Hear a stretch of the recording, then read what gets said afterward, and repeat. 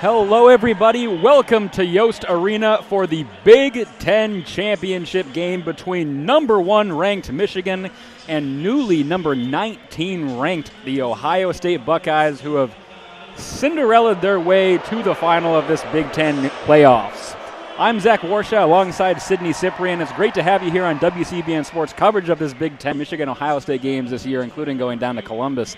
So with our Michigan versus Ohio State hockey knowledge, what are you looking for in this matchup that you've seen? So you look at this matchup on paper, and number 1 Michigan, number 19 Ohio State, and it's easy to think that this is a mismatch. But don't take Ohio State lightly. This is a Buckeyes team that just knocked off both Wisconsin and top-seeded Michigan State on the road to get here. They're battle-tested right now, and they're getting elite goaltending from Christopher Eberle, and he has stopped 69 of his 72 shots in this tournament, shots against him. That's the kind of performance that can flip a championship game. Now for Michigan, it starts with TJ Hughes. He's not just the engine of this offense. He is the most productive player in college hockey with 172 career points, leading in goals and assists. And when it comes to this rivalry, he shows up. Hughes has points in every game against Ohio State this season and is over a point per game in his career, and has over a point per game in his career against them.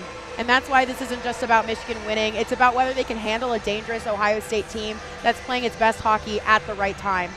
And that's why, and while he's the finisher and the engine, Michigan has playmakers all over the ice, especially Michael Hayes. He leads the nation in assists. And even though he's not on Hughes' line, he has an ability to create offensive forces, and defense requires the defense to stretch out, which opens up space across the lineup.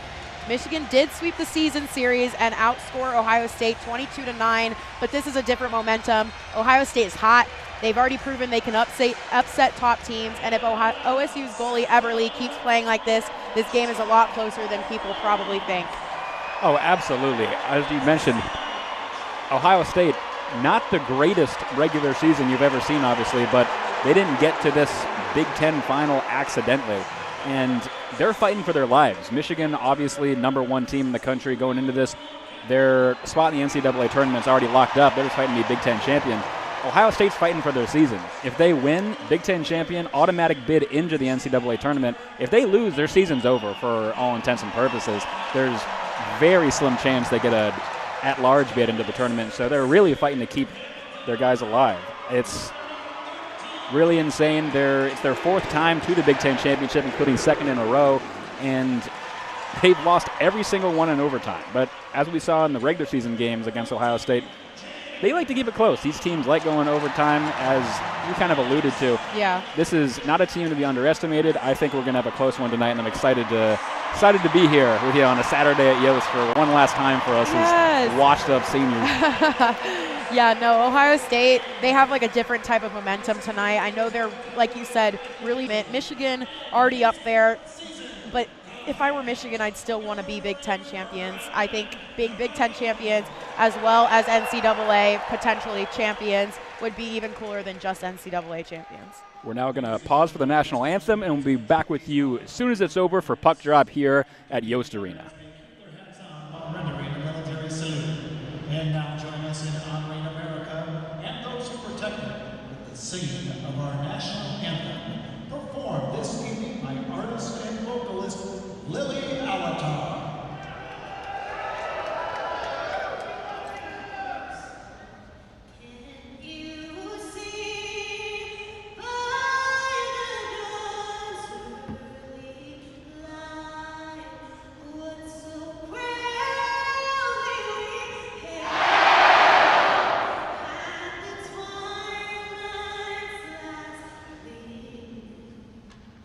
Whose blood streams in bright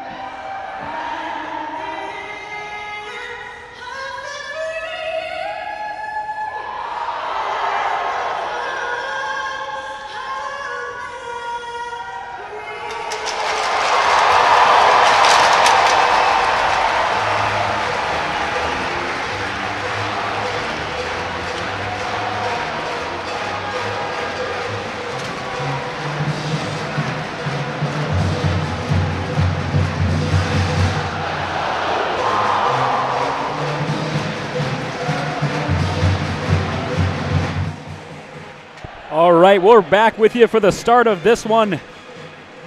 Excited for this Big Ten championship game. Michigan's going to be wearing their all yellow jerseys, navy shorts. The yellow jerseys, what I should have said. Yellow sweaters tonight. They're going from left to right. Ohio State wears scarlet right to left.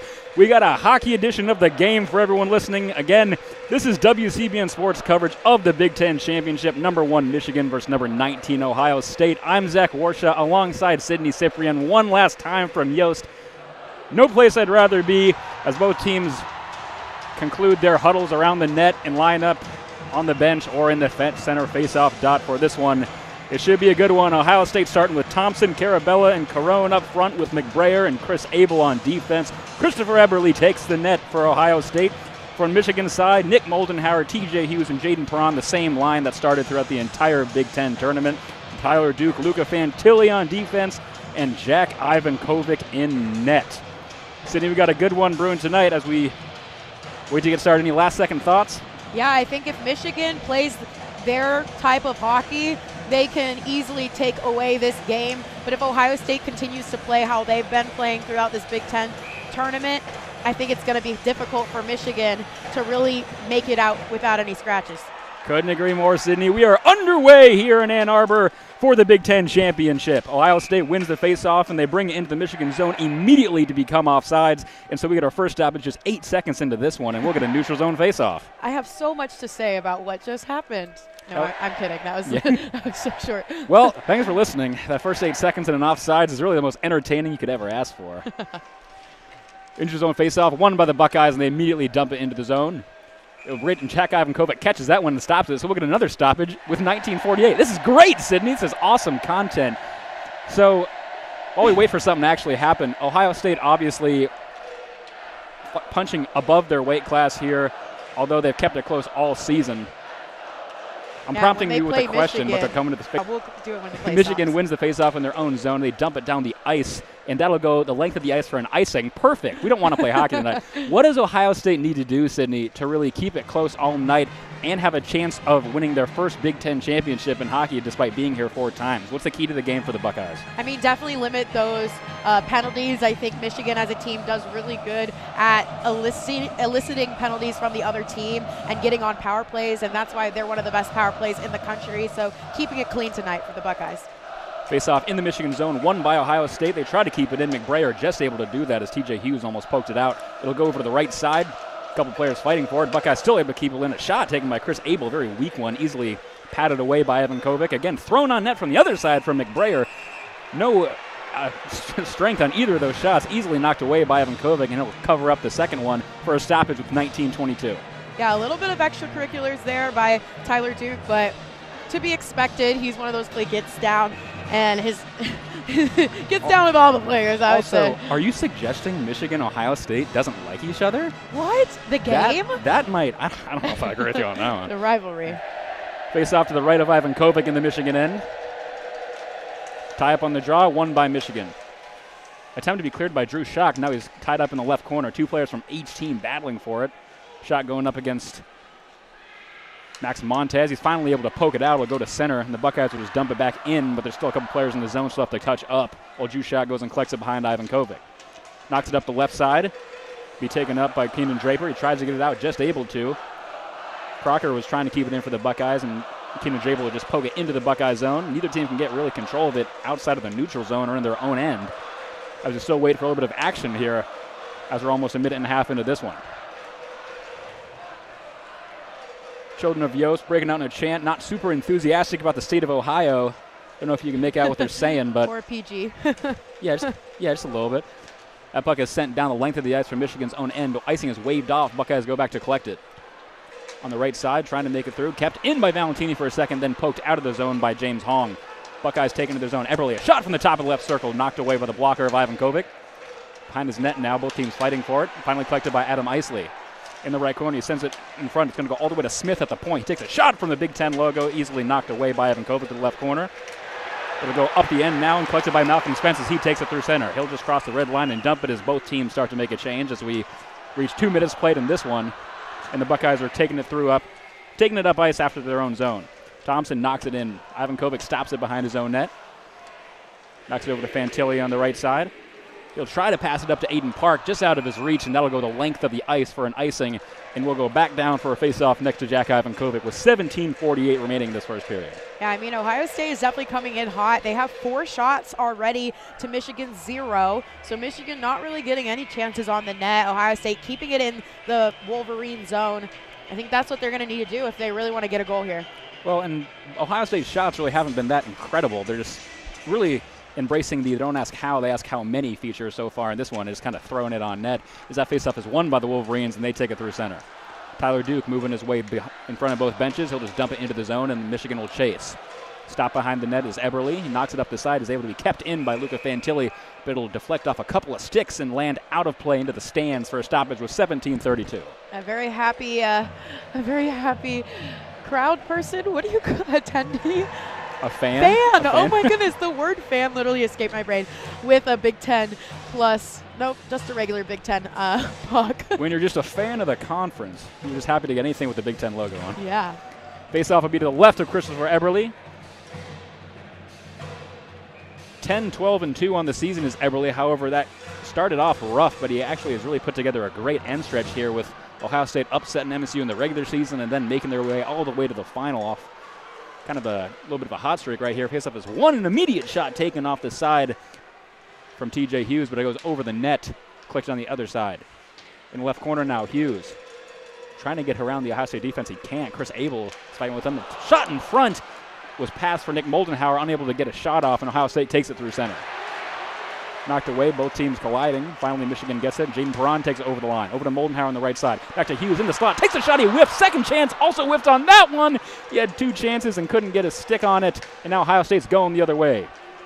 Max Montez through it. Takes a shot from the right circle. Went wide right, and it'll go all the way around to the center ice dot. And Ryan Gordon will collect it. He'll take it back over the line and just backhand it behind Ivankovic's net as James Hong goes to collect. He gets tied up with Drew Schock. It bounces out to the right corner. Both teams kind of just trying to get control of it. It'll be knocked away, deflects off a couple sticks, and into the netting for a stoppage out of play. 16 this first period. So far, Sydney, almost 4 minutes in, big old nothing burger happening. Both teams just kind of trying to put together any type of offensive threat, but really can't other than Ohio State's weak shots and TJ Hughes whiffing on the puck. Yeah, I mean, Ohio State's defense, stepping up to the plate when Michigan was able to enter the zone, but I think it helped a little bit that Wolverines were whiffing on a lot of their shots. But, it was McBrayer who was able to break up that shot and prevent it from going into the net. Face-off won by the Buckeyes, kept in by Thomas Weiss. He throws it on net from the furthest point in the zone, easily knocked away by Ivankovic and sent back out to center by Cole McKinney. In Ohio State's end, they have collection of it, trying to get it out. Cole McKinney's not letting them get past the blue line.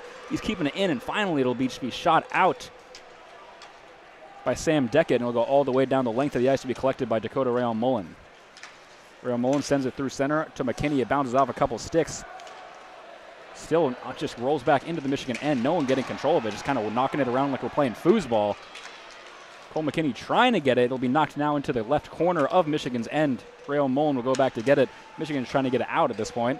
They'll give it over to Asher Barnett. Barnett on the left side will knock it back behind the net. And a little bit too much power on that one as Rayon Mullen has to get it, and James Hong's able to knock it back to Gordon. Top of the left circle. Takes a shot wide left of Ivankovic. Behind the net, Ethan Strachey now. Ohio State still with it in Michigan zone. Broughton Sabo collects it in the left corner. He passes it directly to Asher Barnett because no Buckeye was in front. Asher Barnett passes it right back to him. He takes a shot. It goes over the net and will ring around the glass and go all the way down the length, all the way to Christopher Eberle, as Asher Barnett almost gave the Ohio State Buckeyes a free shot right there. If only he had got about 2 feet lower, it would have been on net. In front of the Ohio State net now, no one can get control of it except the Buckeyes, and Broughton Sabo will clear it out to center. As we have just above 15 minutes to play here in the first period, still just playing the center ice game for the most part as the Buckeyes now dump it, but it's a little behind the center ice red line, so that'll be an icing, and we'll go down for a face-off next to Eberle with 15:04 remaining in the first period. Yeah, Broughton Sabo, you mentioned, he was there to kind of collect a puck and prevent the Wolverines for continuously going at the net. Wolverines finally have their first shot on the board compared to Ohio State's 5.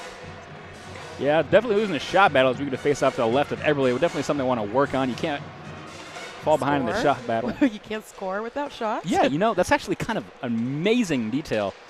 As the face-off is won by Michigan, sent behind the net. Fighting for it are a couple of players. Over on the left side, over to Perron at the top of the slot. He moves over to the right, takes a shot, knocked away by the stick of Nathan Lewis. In the right corner of the Ohio State zone, TJ Hughes dumps it in front of the net. Nobody's there. It's loose and finally able to be collected by Ohio State and knocked out by Ryan Gordon.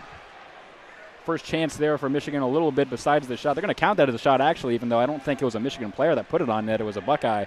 But either way, it's 5-2 now as it's gone the length of the ice. Tyler Duke is standing behind Jack Ivankovic as he waits for his boys to change, and they'll head up ice. Will Horkoff through the middle. He just dumps it in. He'll be chased by Adam Valentini on the right side. He'll make his way over to the left behind the net. Going up against Bryce Ingles, it looks like down there. Now in right. Tried to be backhand in front of the net. It couldn't get all that one. It was Kason Musket. Now shot by Ben Robertson is wide right. Never hit the net. Michigan still has it in the right corner. Now a tie-up with Chris Abel in the right corner. Just trying to get it. Chris Abel takes him to the ground. Adam Valentini just kind of put him on his rear end. No call there. Ben Robertson still within the point. He drops it down for Kason Musket. Taken down again, Nathan McBrayer. This Ohio State defense is absolutely crushing the Michigan forwards. Nathan McBrayer has it still in the right corner of the Ohio State end, and finally he'll take it through center. Max Montez now across the line. He nicks it over to Davis Burnside on the left side, and he goes down, and we're going to get a call here.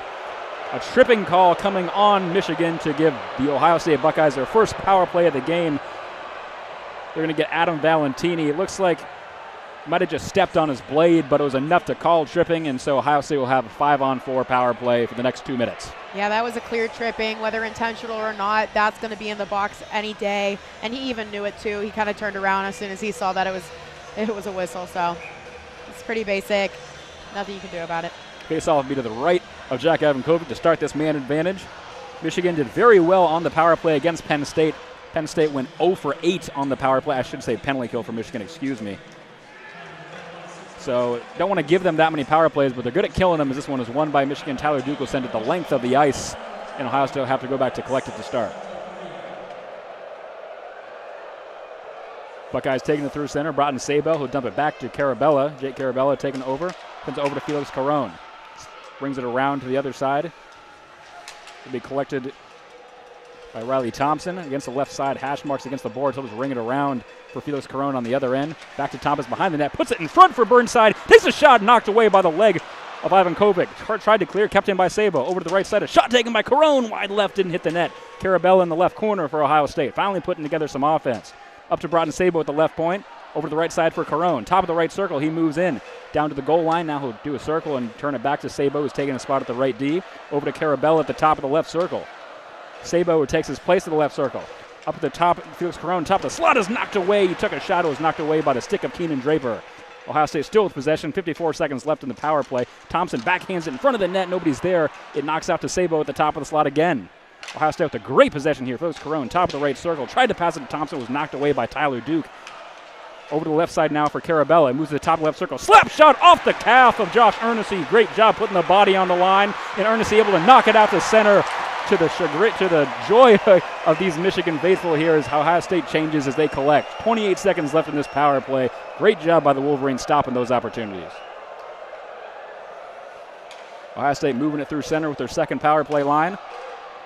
Across Ryan Gordon is. He sends it over to the left side for Montez. In the left corner now, Isley moves in front of the net, tries to poke it in. It's going to be a little too far left, wind up on the back of the net, where it'll be blown dead, and we'll get a frozen puck with 11:46 remaining in this period. Their first period, 9 seconds left in the power play. Yeah, I mean, you kind of mentioned Michigan being pretty efficient on their power plays, penalty kills, and we haven't really seen them kind of take it into the Buckeye zone, but we have 4 Michigan players who are ranked with shorthanded goals. Josh Earnesty, who was the star of that last shift, he is second in the Big Ten with 3 shorthanded goals, so definitely look out for a shorty here. Face up one of the Buckeyes. Slap shot from from William Smith from the top of the right circle. He was blown past Ivankovic. And with 5 seconds left on the power play, the Buckeyes will notch one on the man advantage to go up 1-0 here in this Big Ten championship. Oh, God, right as I said that, the Buckeyes got a goal. That was almost kind of Hey, jinx. It's not your fault. It is gotta the be my typical fault. announcer's jinx. It's like it's happened to, and it doesn't matter if you're Sydney Cyprian or Tracy Wolfson. Everybody has done that at least once. It's like the S word for goalies. You don't say it if it's about to happen, and then, I said it once, and then it didn't happen, so. Yeah, it just can't control it. It's an absolute one-time blast from Ohio State to put them up 1-0. Top of the right circle. Just Jack Ivankovic could not get over to the other side in time, and now the Buckeyes have a 1-0 lead as they move it through center again. Isley over the line, back in the Michigan end, in the slot, takes a shot wide right. James Hong trying to get the rebound, didn't get there in time, just hit it on the side of the net. Michigan now with it. Drew Schock will take it through center. He sends it up to Michael Hage. Michael Hage dumps it in. Him and TJ Hughes will chase.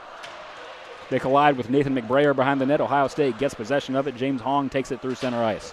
Knocked away by Luca Fantilli, as now Michigan not in the driver's seat anymore. Ohio State with all the momentum at this point. They're leading 1-0. 7-3 in the shots as well, as Ohio State will just dump this one in as they make a change.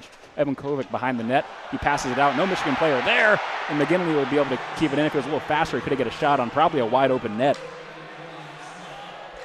Puck moves around center. No one gets possession. Finally knocked out to Fantilli. Pass up the left side to Tyler Duke. He takes a hit as he dumps it into the Ohio State zone. It'll be collected on the right side by Sam McGinley. Battling behind goaltender Christopher Eberle. Neither team can get it and knocks out to the right corner. Fantilli's there to get it. He knocks out to McKinney at the top. Deflected in front by Will Horkoff. A little bit too much on that redirect, and it went very wide right to be collected by the Buckeyes. Ohio State now with the puck moving through center again. McGinley will just dump this in. It'll go around the entire length of the rink to Tyler Duke on the right side. He knocks it back over to Cole McKinney, who takes it up the close side. McKinney stops still in his own end, trying to get around the Ohio State forwards who are playing very aggressively here, as they probably have to do, Sydney, if they want any chance to stay in this one. They can't really play conservative if you're the underdog. Yeah, despite that being Michigan's play, I would say. Michigan's still in their own end, can't get it out. Finally, Josh Earnesty is going to be able to take it at least into center, where it's sent into the Buckeye zone. No Michigan players there, though, so Ohio State immediately gets possession of it again with Davis Burnside, the captain from Scottsdale, Arizona. And he'll just send it down the length of the ice. Icing is waved off. They're going to say it went off the stick of Dakota Royal Mullen, and so he'll go back and collect it himself behind Jack Ivankovic. Over to Asher Barnett as he makes his way up the left side, up to Moldenhauer into the Buckeye zone. Moldenhauer, top of the circle, throws it in front. Nobody was there. They'll go down to the right side. Michael Hage now takes a shot. Didn't really get anything on that one. Just kind of went off the heel of the stick, and now it's behind the net again. Knocked over to the left side. Asher Barnett thought about a shot. Now he'll just move down to the goal line as it's stolen away from him by Nathan Lewis.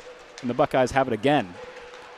Through center, McBrayer across the line. He throws it over to the right corner. Collected by Sam Deckett of Ohio State. He loses it immediately to Aiden Park, who will just knock it out to center, where Nathan McBrayer is waiting for it. McBrayer will dump it in as Ohio State makes a change. And Michigan has to put something together here. That's kind of looking very outmatched to begin this one, Sydney, even though they're the heavy favorite. Yeah, I would agree. Jaden Perron with it now as he makes his way through center. Michigan trying to just get into the Buckeye zone with possession of the puck for the last few minutes, as that one's knocked out as well by James Hong. Drew Schott collects it over to Ben Robertson on the left side in center, just trying to make anything happen. They'll dump it into the Buckeye zone. Battling with it behind the net over on the left far side now, Adam Isley fighting with Ben Robertson. Finally, Michigan able to keep it in as they pass it directly to the Ohio State Buckeyes. It's knocked over the left corner. Tried to be kept in by Ben Robertson. He's able to save that just by a second as he'll throw into the right corner now from the opposite side. Both teams pushed up against the glass on the right side here. Finally knocked back behind the net by Robertson. Over in the left corner, Luca Fantilli with his Michigan's making a change. He's got no one there to help him. And now he's tied up with about 2 to 3 Buckeye defenders. Ohio State up the left side. Finally, they get it out of the zone, and Michigan still can't put anything together. TJ Hughes takes it away into the Buckeye end. On the right side, over to Tyler Duke. Top left circle, into the slot. Thought about a shot. Now he'll take one. It's deflected off the leg of Ethan Strachey. Not even a shot there. Tyler Duke collects it over the left side for Luca Fantilli from the D. Just throws it on net, easily sticked away by Eberle. In the right corner, TJ Hughes. He'll just leave it. Malcolm Spence has it. Knocks it over to Tyler Duke on the left side. Off the puck, Luca Fantilli is taken down. Crowd wants a call. No call down that one as Ohio State gets it and will send it down the length of the ice, as the crowd here is very upset about that one. Passed it to Luca Fantilli. He couldn't collect it as he lost his footing. Crowd wanted a trip, but it just looked like incidental contact. With 7:10 to play here in the first period, Buckeyes leading 1-0. Michigan in their own end waiting to regroup. Sent up to Cole McKinney. It'll go off of his skate a little before the red line for an icing call, and we'll go down the length of the ice for a faceoff next to Jack Ivankovic, and the crowd is letting the referees hear it now, Sydney. I mean, yeah, it's a little difficult for us to see exactly what happened because we have a ginormous pole in our way for that zone, and we kind of see the replay on the Jumbotron here. But, yeah, It does look a little bit like Adam Isley might have taken him down, but it wasn't very malicious. Yeah. And the referees were not looking because it was where the puck was going, not necessarily where it was. But either way, you can't blame a game off of 1 or 2 missed calls, so Michigan just has to regroup and deal with it. Wins the faceoff in their own end. Rail Mullen will just move it through the center ice himself. Moves over to the right side. He'll dump it in as soon as he crosses the right red line. Oh, my gosh, I can't speak English. Excuse me. This puck is in the left corner of the Buckeye zone. William Smith with it. Over the far side now, collected by Sam McGinley. He'll dump it into the Michigan end. It'll bounce almost in front of the net. Rail Mullen has to stop that from going right into the crease, and he'll knock it up to Michael Hage on the left side. Michael Hage into the Buckeye zone now. Michigan trying to put something together. Down to the goal line on the left corner. He turns around over to Drew Schock at the top of the slot. He takes a wrist shot wide left off the right side. Asher Barnett tries to put it back in front. He couldn't get a handle on that one. It's loose in the slot. It's collected by Adam Isley, and he backhands it into center ice, and then he gets cross-checked in the back. No call there on Michigan. They're probably lucky about that one as they just dump it into the Buckeye end. Collected in the left corner. A couple players fighting for it. Keenan Draper trying to get it. Goes up with Nathan McBrayer of the Buckeyes. Knock over to Chris Abel on the left side. Chris Abel on the right now. He's able to just get it out to center. Michigan able to take a breather, Ohio State, and regroup. Chris Abel with it now as Michigan tried to knock it back in. He just puts it back up to Max Montez going through center. Montez into the Michigan zone, immediately loses the puck, knocked out by Michigan defense. Other way now, Garrett Shifsky, top of the right circle. He moves in, almost took a shot, went off the leg of Ohio State defender. In the left corner now, sent on net. It was the shot and deflected into the net. It's not, it's on the back of the net. That is not a goal. I didn't think it was, and then the crowd reacted. Yeah, I'm confused. It was a shot that was incredibly wide left, deflected off the stick of Josh Ernessy, and it landed on the back of the net, but everyone acted like it went in, so I thought I got something wrong. But no, it's still 1-0. I thought it didn't go in either, and I was really confused when the band started playing and everybody started cheering. I mean, it looked like it from the angle, but it's very obvious that it bounced a couple times off of. Yeah, wow, that's crazy. Yeah, that's on the back of the net, not in the net. Bounced off of, I believe, Josh Ernesty's leg and then off the helmet of Eberle and then went behind the net. It wasn't even a real shot opportunity. It was like a pinball. It went around multiple people's legs and sticks and landed on the back. And then the crowd reacted like they had scored. And so I was like, did I just not see what I thought I just saw? Yeah, I know. But either way, we enter our first media timeout with 5:30 remaining in the first period. Ohio State leading this Big Ten championship 1-0. Sydney, what have you seen from the Buckeyes so far that have just given them the advantage and the ability to be leading this one in the first period? I mean, it's really interesting if you look at the shot count and who has taken shots. You have the majority of the 7 shots on the board for the Buckeyes have been taken by their defenders. So they're obviously having a difficult time getting in and close to Jack Ivankovic, but they're able to kind of take long shots, and obviously one of them was able to go in. Granted, it was during a penalty, a power play and a penalty kill for Michigan, so that doesn't really help when Michigan's down a man, but it's obvious that they're having a little bit of difficult time for their forwards to get in close with Jack Ivankovic, but they are taking shots, and I always say you can't really score a goal unless you take shots, so they're obviously just going to throw anything at the net and see if anything goes in, and that's what happened. So Michigan really needs to focus on upping that shot count. They have 4, not terrible in terms of Michigan terms. They're not a team that takes a lot of shots. They're more quality shots over quantity, but for Michigan, we need to start seeing a little more quality shots happening. Absolutely, as we're back underway here. Neutral zone faceoff won by the Buckeyes. And they'll just send it immediately into the Michigan zone to be collected behind the net by Jack Ivankovic. Buckeyes able to keep it in. James Hong just throws it back behind the net.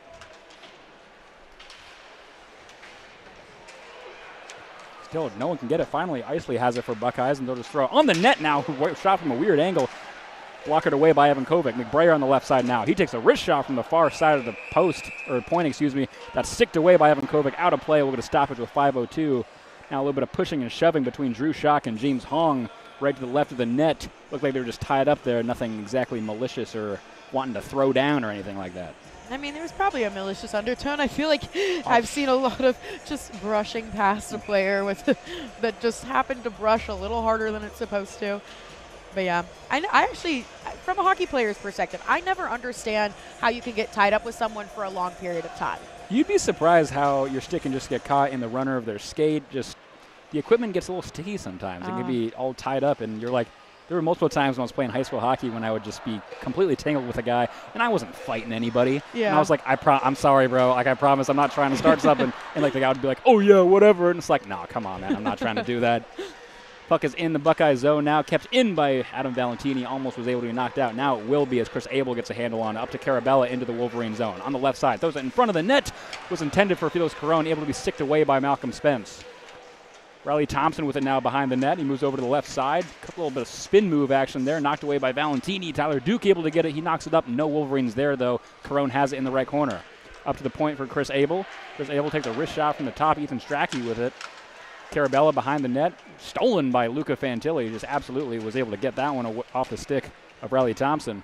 Out to center where Ohio State immediately sends it back in off the stick of Ethan Strachey.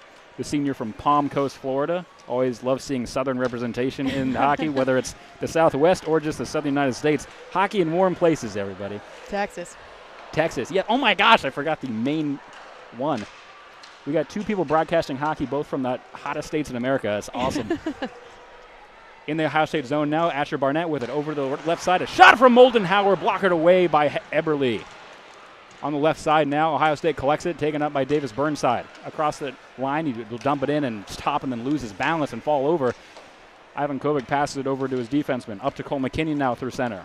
On the right side, McKinney will just dump it in as Michigan makes a change. He dumps it into the far left corner, collected by William Smith. Smith loses it. Ohio State takes it through center on their own now. Max Montez across the line. He runs into 3 Wolverines, but is able to get it over to Burnside on the left. Davis Burnside now tied up. Michigan able to steal it and poke it away to Ben Robertson on the left side. He takes it over to Garrett Shifsky. Tried to pass it to him. It's not going to get to him as he was tied up, and they'll go the length of the ice for an icing. And we'll get a face-off next to Jack Ivan Kovic with 3:04 remaining in this first period. Still 1-0 Ohio State. Yeah, the one shot Michigan was able to tally on there in this shift. Again, it wasn't really a quality shot. It was from the side, and it just seemed like Eberle was right there to be able to block that shot. Michigan really needs to open things up, pass it around a little bit, catch them off guard, maybe slide it in through the back door. They really just need to figure out their groove. Face tie up on the face-off, won by the Buckeyes. Sabo takes a shot off the skate of Ernest. Never made it to the net, never made it past the top of the circle. In the right corner now in the Michigan end. Both teams fighting for it. It'll be knocked out to Sam Deckett of the Buckeyes. He moves up to the right point. He'll drop it down back to the corner for Thomas Weiss. Him and Cole McKinney meet right in front of the Air Force logo in the Big Ten Plus, trying to get it out of that corner. 2 players from each squad just kicking at it like we're watching the FIFA World Cup. And they really just can't get it out. Puck hasn't moved. Finally, it squirts out. Drew Shockey able to collect it. He's going to knock it right back into that corner because he loves it so much. And now it's going to go back over to the left side for Smith, who knocks it behind the net. Still in Michigan's end, Josh Ernest goes to collect in the right corner. He gives it to Drew Schock. And finally, Michigan's able to get some breathing room as they knock it up to Garrett Shifsky. Still in their own zone. Isley is on him. He's now going to make his way into center ice, finally getting out of the zone. He's going to take it all the way himself into the Buckeye zone. He's going to across, take a shot in the top left corner and score! End-to-end by himself, Garrett Shifsky went from his own end through center into the Buckeye zone, immediately just rips a shot from the top of the slot, and it beats Eberle in the top left corner to tie this game up at 1. Sydney, that was so much so fast. Genuinely, I did not think that was going to go in. I mean, there's one thing to be able to take the puck from one end to the other without any issues, and he was able to just kind of find in between both defenders, and he decided to take the shot before he even reached them, and it was a beautiful shot. If we're talking quality over quantity here, that was a quality shot, and a beautiful shot by Garrett Shifsky, the one who got the major penalty last time they played Ohio State. Yeah, Garrett Shifsky maybe with a little bit of a redemption as the puck is back in Ohio State zone after Michigan wins the faceoff. Both me, you, Christopher Eberle, the entire arena thought he was going to pass it over to the side. Instead, he just rips the shot. And clearly Eberle wasn't expecting it because his reaction time was so delayed. And by the time he was able to, it was over his right shoulder in the top left of the net. And we're tied here at the Big Ten championship game in Ann Arbor. Aiden Park into the Buckeye zone now on the right side. Moves down to the right corner. Thought about throwing it in front, but was completely blocked by Nathan McBrayer, taking up the lane. In the right corner now, he'll drop it for William Horkoff, who takes his spot. Just pressed up against the corner now, no one able to get it. Finally, it's poked out. Michigan still with possession, tried to pass it up, but knocked away by James Hong as he backhands it into the Michigan end, and Ohio State will make a change. TJ Hughes for the Wolverines now, moving it through center, up the right side, into the Buckeye zone. He sends it behind the net. Over on the left side, Michael Hage connects with Nathan McBrayer. On the right side, tried to get it out. Nick Moldenhauer able to keep it in. Ray Mullen now in the right corner in front for Jaden Perron. He couldn't get all of that one. Just a really weak shot that was easily knocked away by Eberle. Carabella now for Ohio State going quickly the direction. On the left side, he drops it for McBrayer, or McGinley, who takes a shot. Knocked away by Moldenhauer. On the left side, Carabella at the top of the left circle. He's hounded by 4 Michigan defenders. If Ohio State can get it out of there, they have a couple wide open people. It'll be knocked over the other side for William Smith, and he'll put it behind the net. It'll be all the way around to the left side for Carabella to collect. Pressed up against the glass. Him, now finally Carone gets it. He rips a shot from the top of the left circle. Hit a few bodies, never made it to the net. Asher Barnett gives it to Cole McKinney, and Michigan will take it out to center. Jaden Perron through center ice now. He'll just dump it into the Ohio State end. In the left corner now, Michigan trying to put something together in the Buckeye zone. A shot taken from the top left from Ben Robertson. Knocked off a skate of somebody and went 100 feet in the air, then landed in the left corner. Ben Robertson goes down to collect himself. Cole McKinney with it. He'll just backhand it behind the net. As time got away from me there, I apologize, and we're going to end the first period with a 1-1 tie here in the Big Ten Championship. So much was happening there in the last couple of seconds, I forgot to keep reminding people of the time. My fault. But after, frankly, an interesting 20 minutes where for a lot of that nothing was happening and then everything was happening, Sydney, we end up 1-1 tied at the end of the first. What did you see from both teams that helped Ohio State grab the lead and then Michigan get it back? I mean, it's a completely new ball game now. I mean, I think Michigan, that was all Garrett Shifsky, I would say. I don't think there was really anything team-wise that happened. It was Garrett Shifsky out of spite, basically, taking it through center himself from his own zone, entering the Buckeye end, and then just immediately ripping it on net the second he crosses the line, to everybody's surprise, and it worked. I mean, that's kind of like what I was said saying at the beginning. It's not how, it's how many. And yeah, he got enough to get one. I mean, but that's what I was saying with those shots is like you can't just shoot it directly at Eberle. Okay, this is D1 hockey. It's not anything less than that. You can't just shoot it at the goalie in their chest and expect it to maybe go in, or shoot it at their.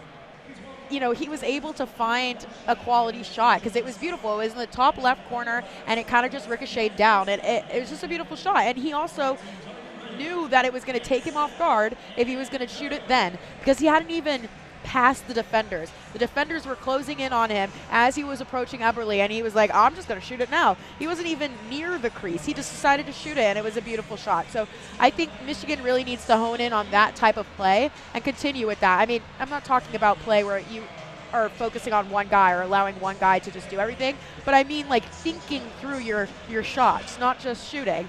As for Ohio State, this is kind of where Ohio State usually crumbles, I would say. During the season, when one bad thing happens, the rest kind of ricochets after. Except I would say that second game we broadcasted down in Columbus, they kind of had a comeback. It was crazy. It went into overtime, and Michigan nearly lost it, but was able to win that overtime. So if I was Ohio State, just come out as if it was a new game. Both teams, it's a new game.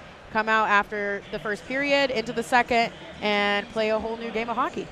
Absolutely. As we just mentioned, Garrett Shifsky with an I hate you goal, taking it all by himself. On the other end, William Smith putting it through for Ohio State to give them the goal.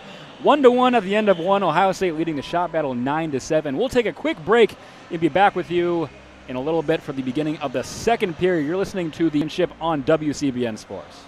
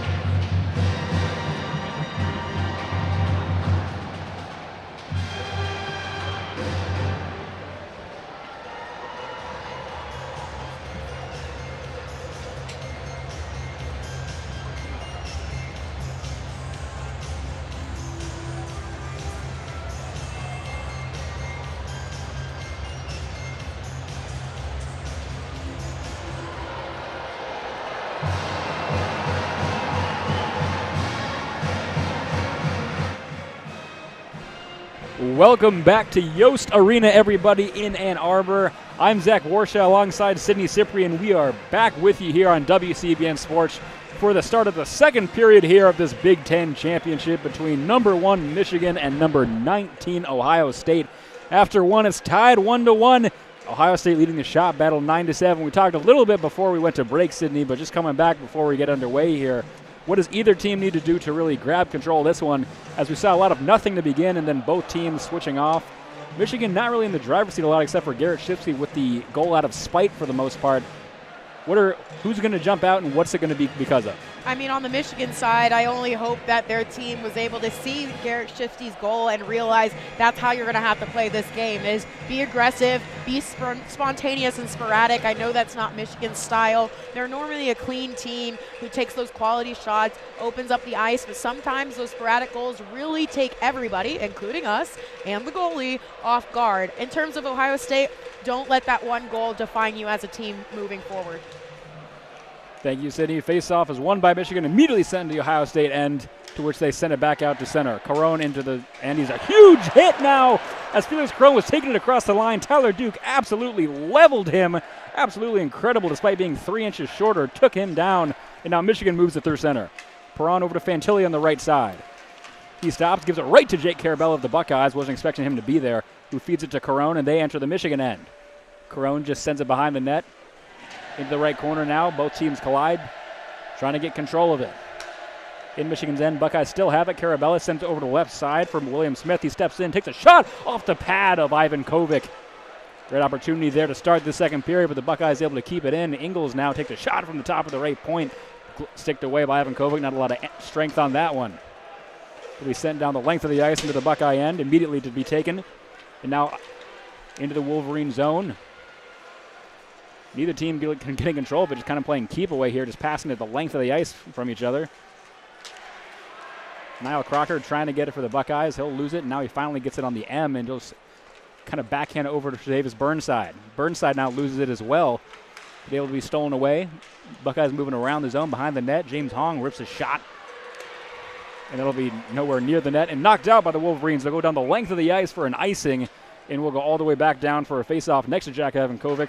So 90 seconds into this second period, just kind of shooting it down the lengths of the ice, trying to see who can ice it first.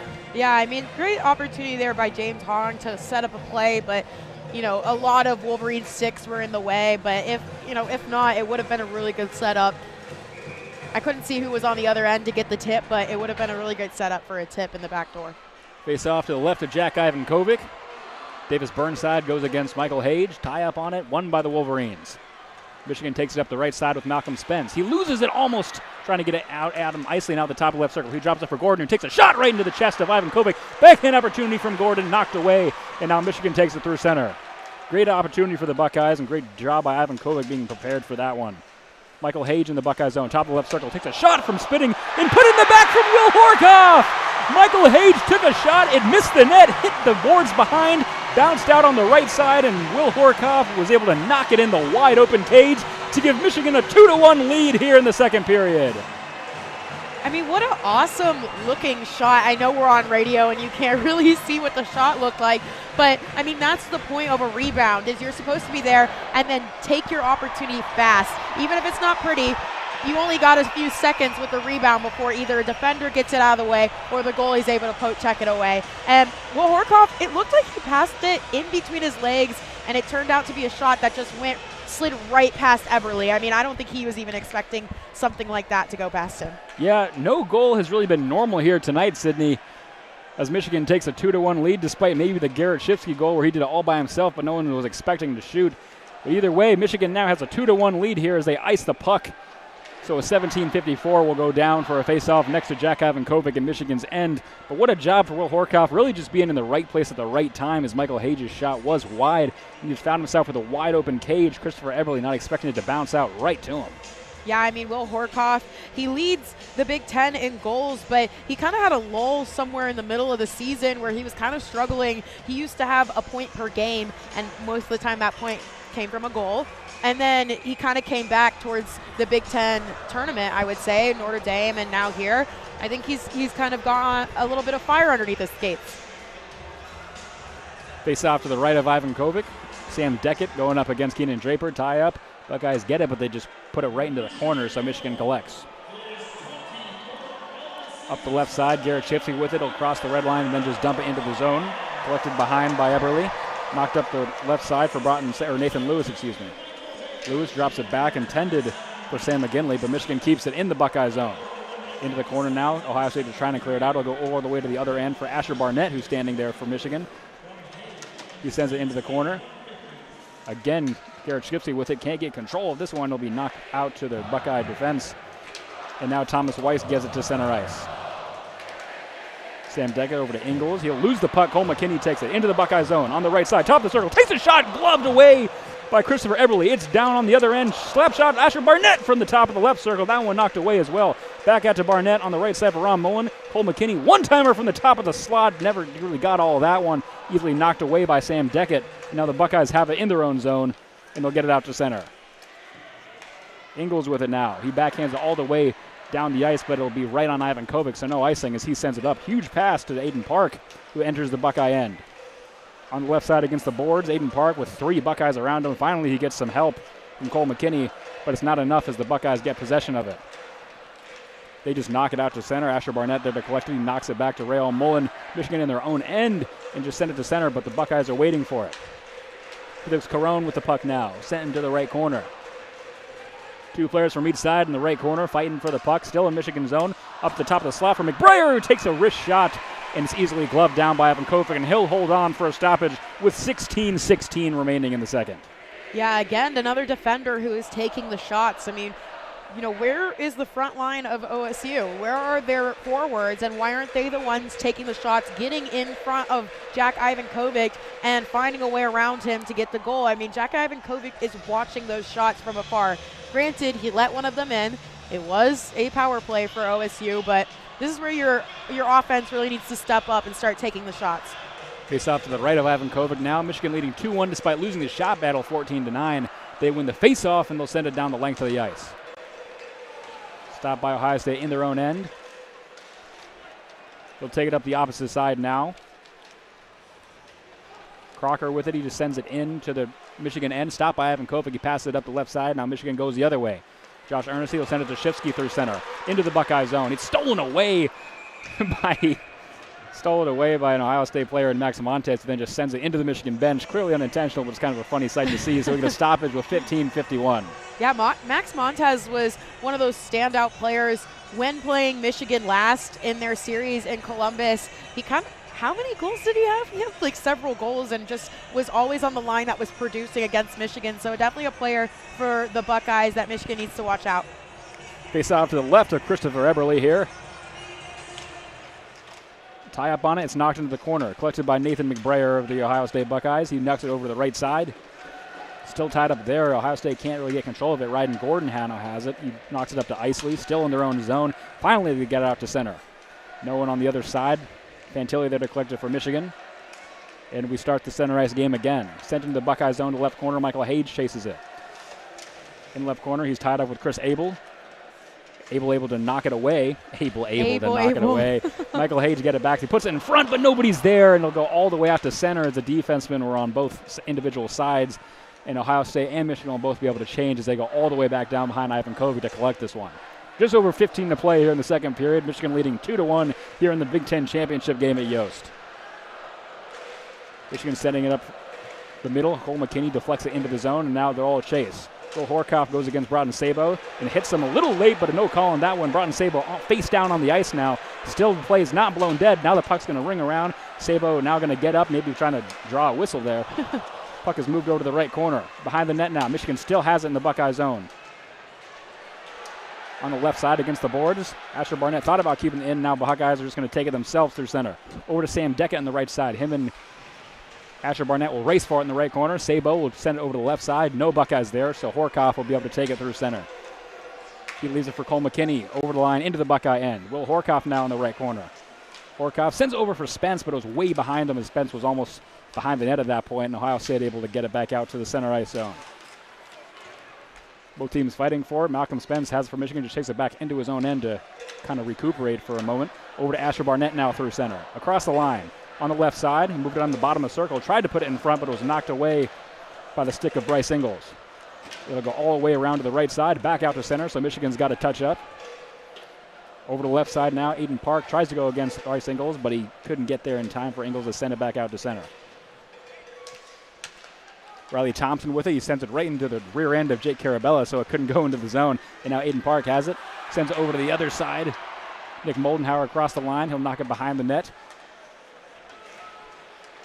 Ohio State only there to collect. They'll try to pass it up to Jake Carabella, but it'll be through his legs for an icing call. And with 13:29 in the second period, we'll go stoppage and go down the length of the ice for a face-off next to Christopher Eberle.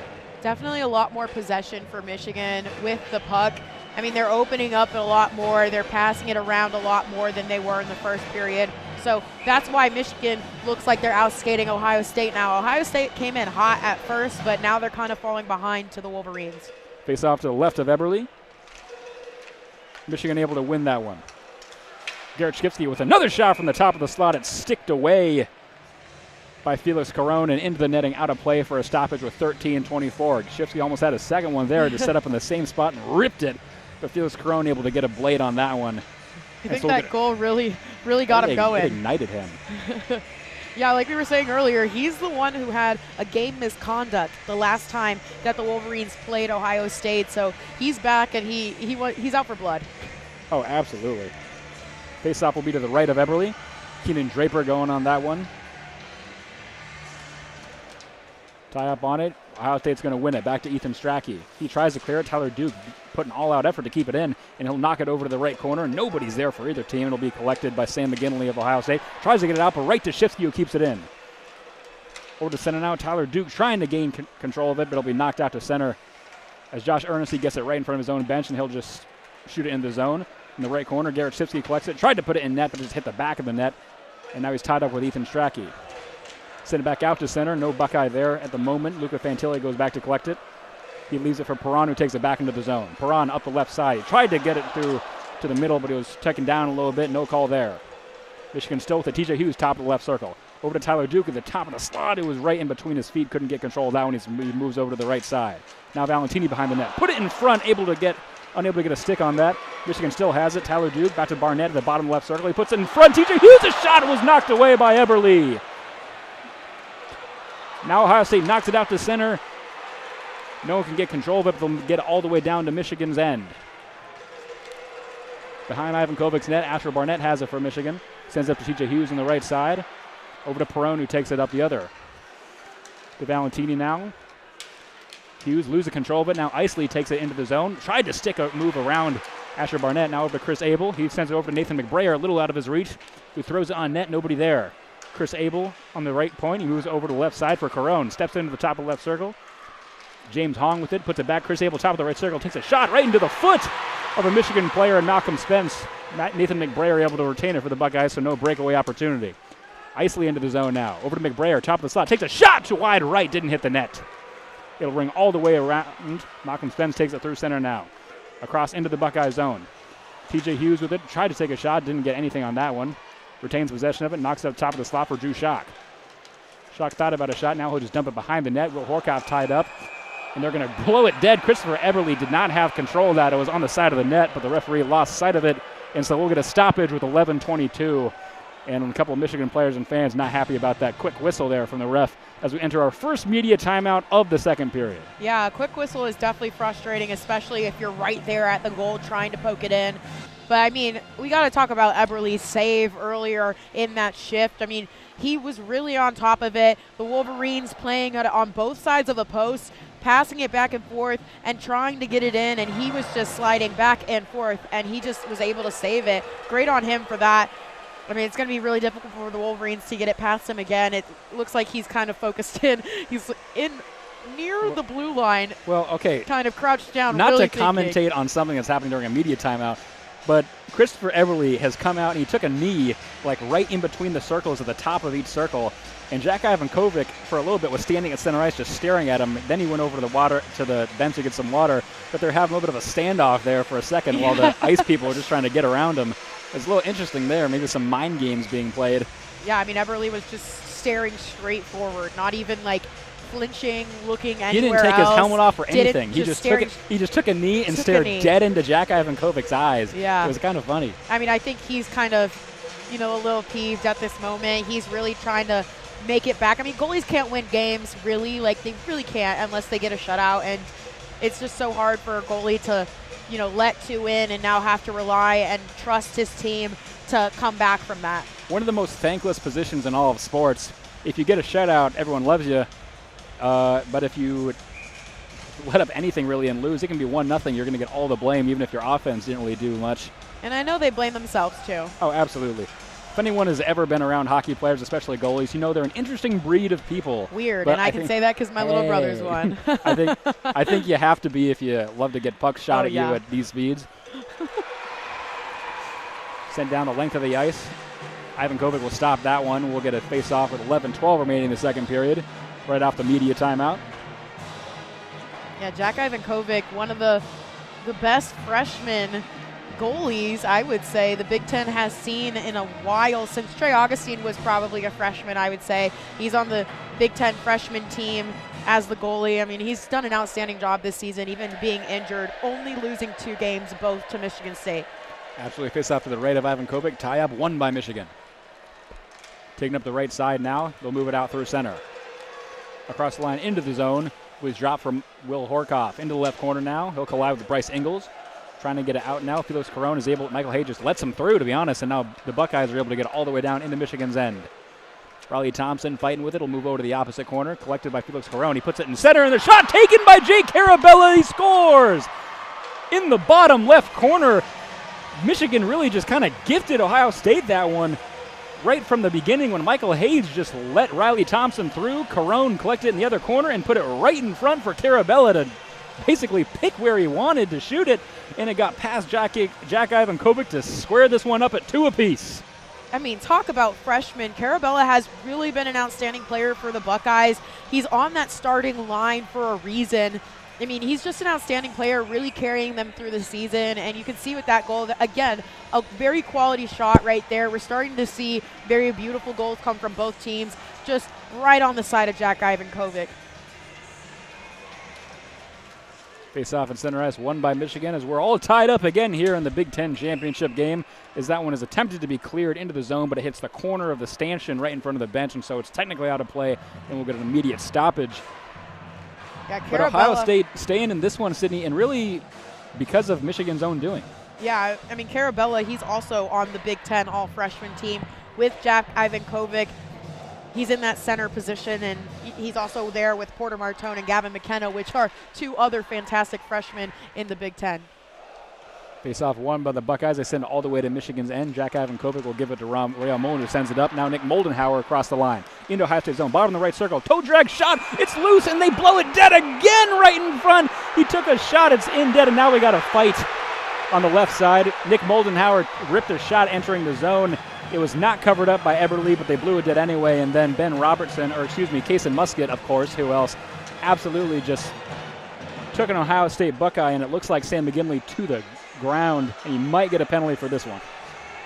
Yeah, I mean, again, really frustrating as a player if you're right there. I mean, they were genuinely, maybe the other one, Eberle probably could have covered it up, and then a whistle would have been blown. But this one, the Wolverines really could have had a good shot on the net. It looks like they're going to send both of them.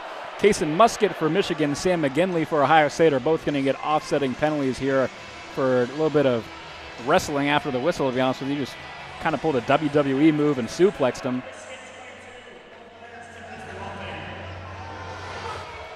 Both going to get 2 minutes. It looks like they're both going to be enforced, so we're going to go 4-on-4 for the next 2 minutes here with 10:29 in the second period. So as I always love to say, a little bit more room to move here, Sydney. Probably going to put a lot of their quicker guys out as you have a lot more space in the ice. Yeah, I would agree. I mean, again, a new ball game. We're going back and forth, back and forth. So McGinley and Musket, both 2 for roughing. We play 4-on-4 here in Ann Arbor. Tyler Duke through center into the Ohio State zone. He gets around Chris Abel and then puts him on the ice. What an absolute move by Tyler Duke. Michigan still with it in the right corner. Jaden Perron with it, trying to get around the defense. He knocks it up to Luca Fantilli at the right D. He moves to the center, over to Tyler Duke at the top of the left circle. He moves in, takes a shot, gloved down by Christopher Eberle, and he'll hold on to that one for a stoppage with 1:36 remaining in the 4-on-4. Yeah, great save there by Eberle. I mean, to see that through a lot of players. I mean, there was one Buckeye and one Wolverine completely skating past his vision when that puck came in. So, I mean, that was a really hard shot, pretty fast. Good on him for saving that. Face-off will be to the right of Eberle now. Michael Hage will go up against Max Montez of the Buckeyes. Tie up. Ohio State will win the face-off, send it back to Bryce Ingles. He'll just go behind Eberle in his own net as Ohio State puts something together. Through center ice now, over to Davis Burnside. Knocked away from the stick of Ben Robertson. Couldn't get all that one. Now Michael Hage sticks it into the Ohio State end, but Bryce Ingles is there to collect it. Ingles now trying to get it through center. Again sticked away by Michael Hage. So Ohio State will just go back into their own zone now and regroup to get away from Michael Hage, just to be honest with you. Buckeyes now try to take it through center. Again sticked away from the defense of Michigan, and they take it in with Rael Mullen, who immediately has it poked away as we're under a minute to play in the 4-on-4. 9:27 remaining in this second period as Ohio State can't get out of their own zone, even though there's only one Michigan Wolverine kind of just antagonizing them. Behind his own net, Ryan Gordon with it for Ohio State. Soldiers trying to get it into center. Finally up to Bryce Ingles, who takes it over the red line, and he'll dump it into the Michigan end. It'll go around the length of the boards for Garrett Shifsky. He knocks it back behind the net. Over to the close side now for Tyler Duke. Duke moving it through center. Amazing stick work trying to get around Ryan Gordon, and he'll just knock it over to the other side for Nick Moldenhauer in the right corner now. He loses it. It's stolen by Nathan McBrayer. McBrayer now up through center for the Ohio State Buckeyes. Across the line, he gives it over to Ryan Gordon, top of the right circle. Takes a shot into the chest of Ivan Kovic. Easily knocked away. Right in the logo, didn't even have to move. Sent it for Garrett Shifsky now, moving quickly up the right side. Across the zone, at the top of the right circle, he'll hit the brakes, and now he'll take a shot. It's knocked away off the calf of James Hong. Over to the left side now, there's a delayed penalty on something off the play, as it looked like Luca Fantilli was taken down on something that was happening, not even close, and Ohio State is indeed going to get a penalty on this one as we wait to see what the call is.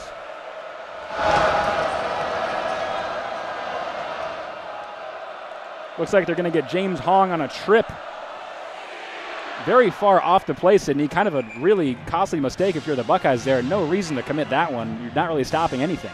I mean, yeah, I would say Luca Fantilli maybe could have taken the shot because if the puck ever got to him, it was crossed in front into the crease, and he was headed that way and then got tripped. And so I think maybe if he did get tripped, he maybe could have gotten a little bit of a tip on it. But, again, if you're the Buckeyes, the last thing you want to be is down a man versus Michigan. The 4-on-4 ended like a second before that, so we will play 5-on-4 for the power play here with 8:22 remaining as the Michigan wins the faceoff in the Buckeye zone. Perron at the top of the right point. He sends to Will Horkoff in the right corner. Behind the net now is Hage. Over to the left side now, back to Hughes. They're playing back and forth now. Hage on the left side up against the boards. Top of the left circle now. It's kind of stick landing away. TJ Hughes back to Hage. Back to Perron at the top of the slot. Hage, one-timer from the dot in the left circle. Didn't get all that one. Kind of fell over as he tried to put all his force onto it, and it'll be knocked out to center by Riley Thompson. TJ Hughes collects it. Still in center ice. He'll try to move it back in. He just drops it back for Jaden Perron, who takes it across the line. Perron tried to send it back to Hage. He's tied up right now against the boards on the left side with a couple of Buckeyes. Michael Hage able to keep it in. It just rips a wrist shot from the top of the left point, blockered away by Eberle. In the right corner now, Will Horkoff trying to get control of it. Just kind of slaps it in front of the net. Didn't hit the net, just went through the crease. On the left side, Malcolm Spence fighting with a couple players. Carabella tries to knock it out, kept in by Horkoff at the top of the slot. Up the right corner, TJ Hughes will knock it around. Sam McGinley's there for Ohio State to keep it. And now he'll try and clear it, but Perron keeps it in at the top of the right point. He moves into the top of the right circle. Now down to the bottom, throws in Horkoff. A shot, he missed the net. Not Horkoff, Perron, excuse me. Horkoff now at the top of the right point. He moves down to the hash marks against the boards. Back to TJ Hughes behind the net. Him and Horkoff just passing back and forth. Now Hughes behind Eberle's net. Horkoff in the right corner. Top of the slot for Perron. He does a deep move, right circle, takes a shot wide left. Didn't hit the net. Moldenhauer keeps it in on the left side. Ohio State get it, tried to clear it, knocked down by Moldenhauer's glove, but now Carabella takes it through center, ended up Michigan end. He gets around the defense, he puts it in, stopped by Ivan Kovic right in front of the crease. He just kind of did a weird push-shove shot and Ivankovic able to knock that one away. Moldenhauer now quickly through center into the Ohio State end. At the top of the left circle, he'll move up to the point. Moldenhauer back to the top of the left circle. Full strength now after that power play is over. Moldenhauer bottom of the right circle. Backhanded on the top of the right circle. What a save! As Rayo Mullen had the back door, and Eberle went flying across the crease to glove that one down for a stoppage with 6:18 just after the power play concluded. I mean, wow, what an intense power play for the Wolverines, and nothing to come of it. The Wolverines have not let up a shorty at all this season, so that was a very close one to be almost let up, and then, you know, Jack Ivankovic ready to stop that one. Eberle with a fantastic save at the end there, completely diving out of the net to just get onto that puck. Again, he's feeling again out. I mean, it's probably because they're clearing the ice from his crease, but you could tell right now how he's locked in to the game he is. He is not going to let up another goal if he has any say of it. I mean, he is a goalie and he doesn't want to, but he's very much locked into the game, and it's going to take a lot of Wolverine force to get in there. But the Buckeyes did a really good job at disrupting the play towards the end of that power play. I think if they allowed the Wolverines to continue passing it around them, you know, the Wolverines may have gotten a good shot off the net and maybe even a goal. But the Buckeyes towards the end of that power play really just went at them, put a lot of pressure on the Wolverines, and the Wolverines could not steady that puck to get a good shot off the net. As Sydney mentioned, we are in our second media timeout of the second period. 2-2, we're tied here at the Big Ten Championship at Yost Arena. 6:18 remaining in the second period as we're about to return to play. But real back and forth game between both teams. A couple of weird goals, just really everything you expected, Sydney. A close one where nothing really ever goes directly to plan between these two squads, no matter what the sport is. Never. Face-off will be to the left of Christopher Eberle. Keenan Draper will go against Ryan Gordon. He wins it back to the defense. Drew Schock in the top of the slot. Top of the left circle. Takes a shot. Gloved away by Christopher Eberle. God, what a glove he's got on him. He's able to close that one and stop it for a stoppage with 6:13, and we'll get another face-off in the Buckeye end. Yeah, Eberle is if Ohio really State baseball hard. Needs a catcher, they can always look to Christopher Eberle. That's what I'm saying. That's what I'm saying. He's really going to make this difficult for the Wolverines. Face off to the right of Eberle this time. Tie up on the draw. A little bit too antsy on that one. We'll get another go of it as Draper is thrown out, and Garrett Shifsky will move in to go against Ryan Gordon. Face off won by Michigan. Keenan Draper has the top of the slot. He just turns around, takes a shot right into the stick of Broughton Sabo. Nothing on that one. Isley has in center. He just dumps it into the Michigan end for a couple players to chase. Collected by Ben Robertson as he moves behind his net over to the right side. Garrett Shifsky backhands it through center. Nobody's there. Intended for Keenan Draper, a little too far ahead of him. As the crowd is singing Kelly Clarkson just on their own. James Hong now has it for the Buckeyes. They try to move it into the zone, but Drew Schock is right there, and he stops it from going into the zone, He's not the goalie. As Michigan is trying to get out of their own zone. Through center now, it's knocked off a couple of sticks into the penalty box off the stick of Cole McKinney, and so we'll get a stoppage in a neutral zone face-off with 5:35 remaining. Yeah, this game, I genuinely have no idea what is going to happen. And my predictions before the game were that it was probably going to go into overtime or it was going to be a blowout for Michigan, but I have no idea. Face-off right in front of the penalty box, won by Michigan. Tyler Duke sends it over to Luca Fantilli, who just fires it into the Ohio State zone. 5:30 to play here in this second period, still 2-2. Tyler Duke on the left side, he sends it over to the right now. Luca Fantilli, one-timer opportunity for Cole McKinney. He takes a shot into the chest of Eberle from the left circle on the dot, and now it's knocked into the left corner. 3 Buckeyes and 2 Wolverines fighting for it. No one can get possession. It's knocked out to Broughton Sabo on the right side. He sends it right up. Luca Fantilli is waiting for it, trying to keep it in, and Michigan's able to successfully. Thrown around to the other side. Cole McKinney just backhands it, and it's going to go really high up on the glass and actually roll out into the netting for a stoppage with 4:58. As Let's Go Blue breaks out from the Children of Yost. Yeah, I mean, again, a really good save by Eberle right there. I mean, the only thing the Wolverines can do is just continuously throw the puck at the net. See if anything passes him.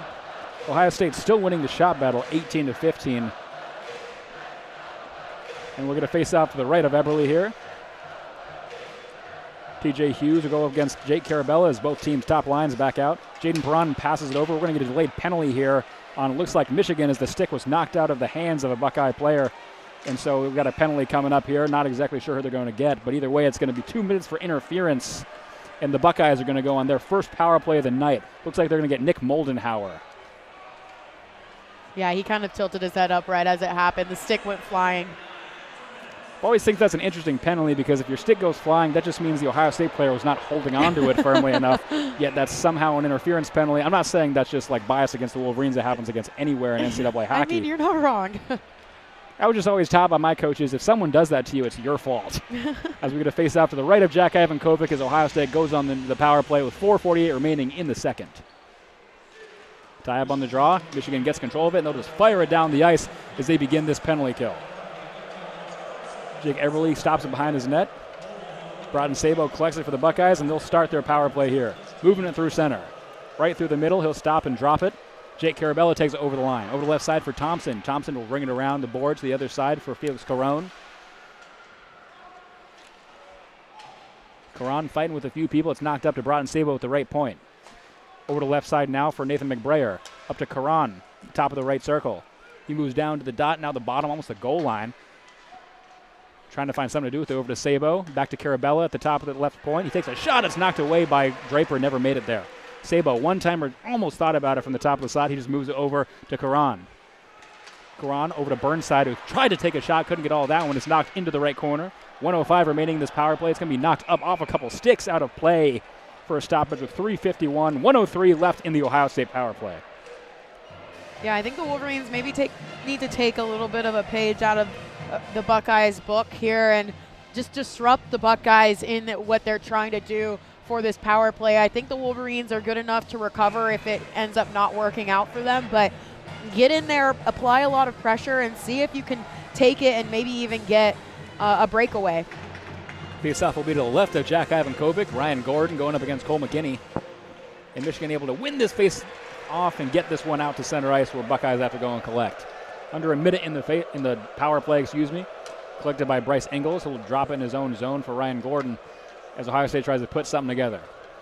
Moving to through center is Max Montez. He sends it over to Ryan Gordon up the right side into the Wolverine zone. Now in the right corner, throws it in the net from the back end. Adam Isley takes a shot from the left circle. That one gets past Ivankovic, and Ohio State has again taken the lead at 3-2 this time. Yeah, it's a little bit unfortunate for the Wolverines there. Cole McKinney coming out to block that shot, but it looked like Jack Ivankovic thought he needed to come out and block the shot, but Cole McKinney was there to take it, and because of that, Jack Ivankovic was out of the net, and the Buckeyes were able to get that rebound and get it into the net. So a power play goal for the Ohio State Buckeyes puts them up 3-2 with 3:29 left in this second period. And Michigan again finds themselves down one on a goal that was kind of interesting after it was blocked, and then a second chance just kind of let it float over the leg of Jack Ivankovic into the back of the net for the 1-0 for the 1-goal lead for Ohio State now. Face-off in center is won by Michigan. Luca Fantilli will just dump it into the Buckeye zone immediately. Will Horkoff on the other side to collect. In the left corner now, Aiden Park fell down a little bit. Both teams trying to get it. Ohio State has possession there. It's just trying to get it out of the zone to send over the right side, but Fantilli is there to collect for Michigan. On the right point, moves over to the top of the slot. Over to Will Horkoff now, who moved down to the left, to the right corner. Horkoff now going behind the net. He puts it in front for Malcolm Spence, who takes a shot. It was over the shoulder of Eberle. Didn't hit the net. In the left corner still of the Buckeye zone. Ohio State would just knock it out to Chris Abel, who's behind the net. He tries to backhand it out. Nothing on that one, but Luca Fantilli is tied up. Kept in by Aiden Park. What an absolute effort there with about an inch remaining. Nathan McBrayer has it behind Eberle. Still in his own end, trying to get it out. He'll move up to the left side now. TJ Hughes tries to seal it. He does. Bottom of the right corner now. TJ Hughes puts it in front for Perron. Over to Tyler Duke, who tried to take a shot. He didn't get all of that one, but he's hooked. And so we will get a power play for Michigan, as the reason he didn't get the shot off is because there was an incredible hook job there by an Ohio State player. It looks like they're going to get Davis Burnside, as he almost had like a Vaudeville hook on a Broadway play. It was keeping him back so much. Yeah, captain too. I mean, that was kind of crazy, I would say. I mean, the Wolverines were I don't even know how to explain it. It was like, it looked like it was a shot on the net, but instead it was actually a pass, and then it was another pass. It was like Wolverines were lined up in front of the crease, and they just passed it along the line, and then Tyler Duke tried to go in there and get that goal, but he was hooked. Tyler Duke, the former Ohio State Buckeye, by the way, and, now the Wolverines on a power play. This faceoff won by Ohio State and immediately cleared down the length of the ice to begin the Michigan power play. With about 2:20 remaining in this second period, Michigan going on the man advantage to try and tie this one up before the intermission.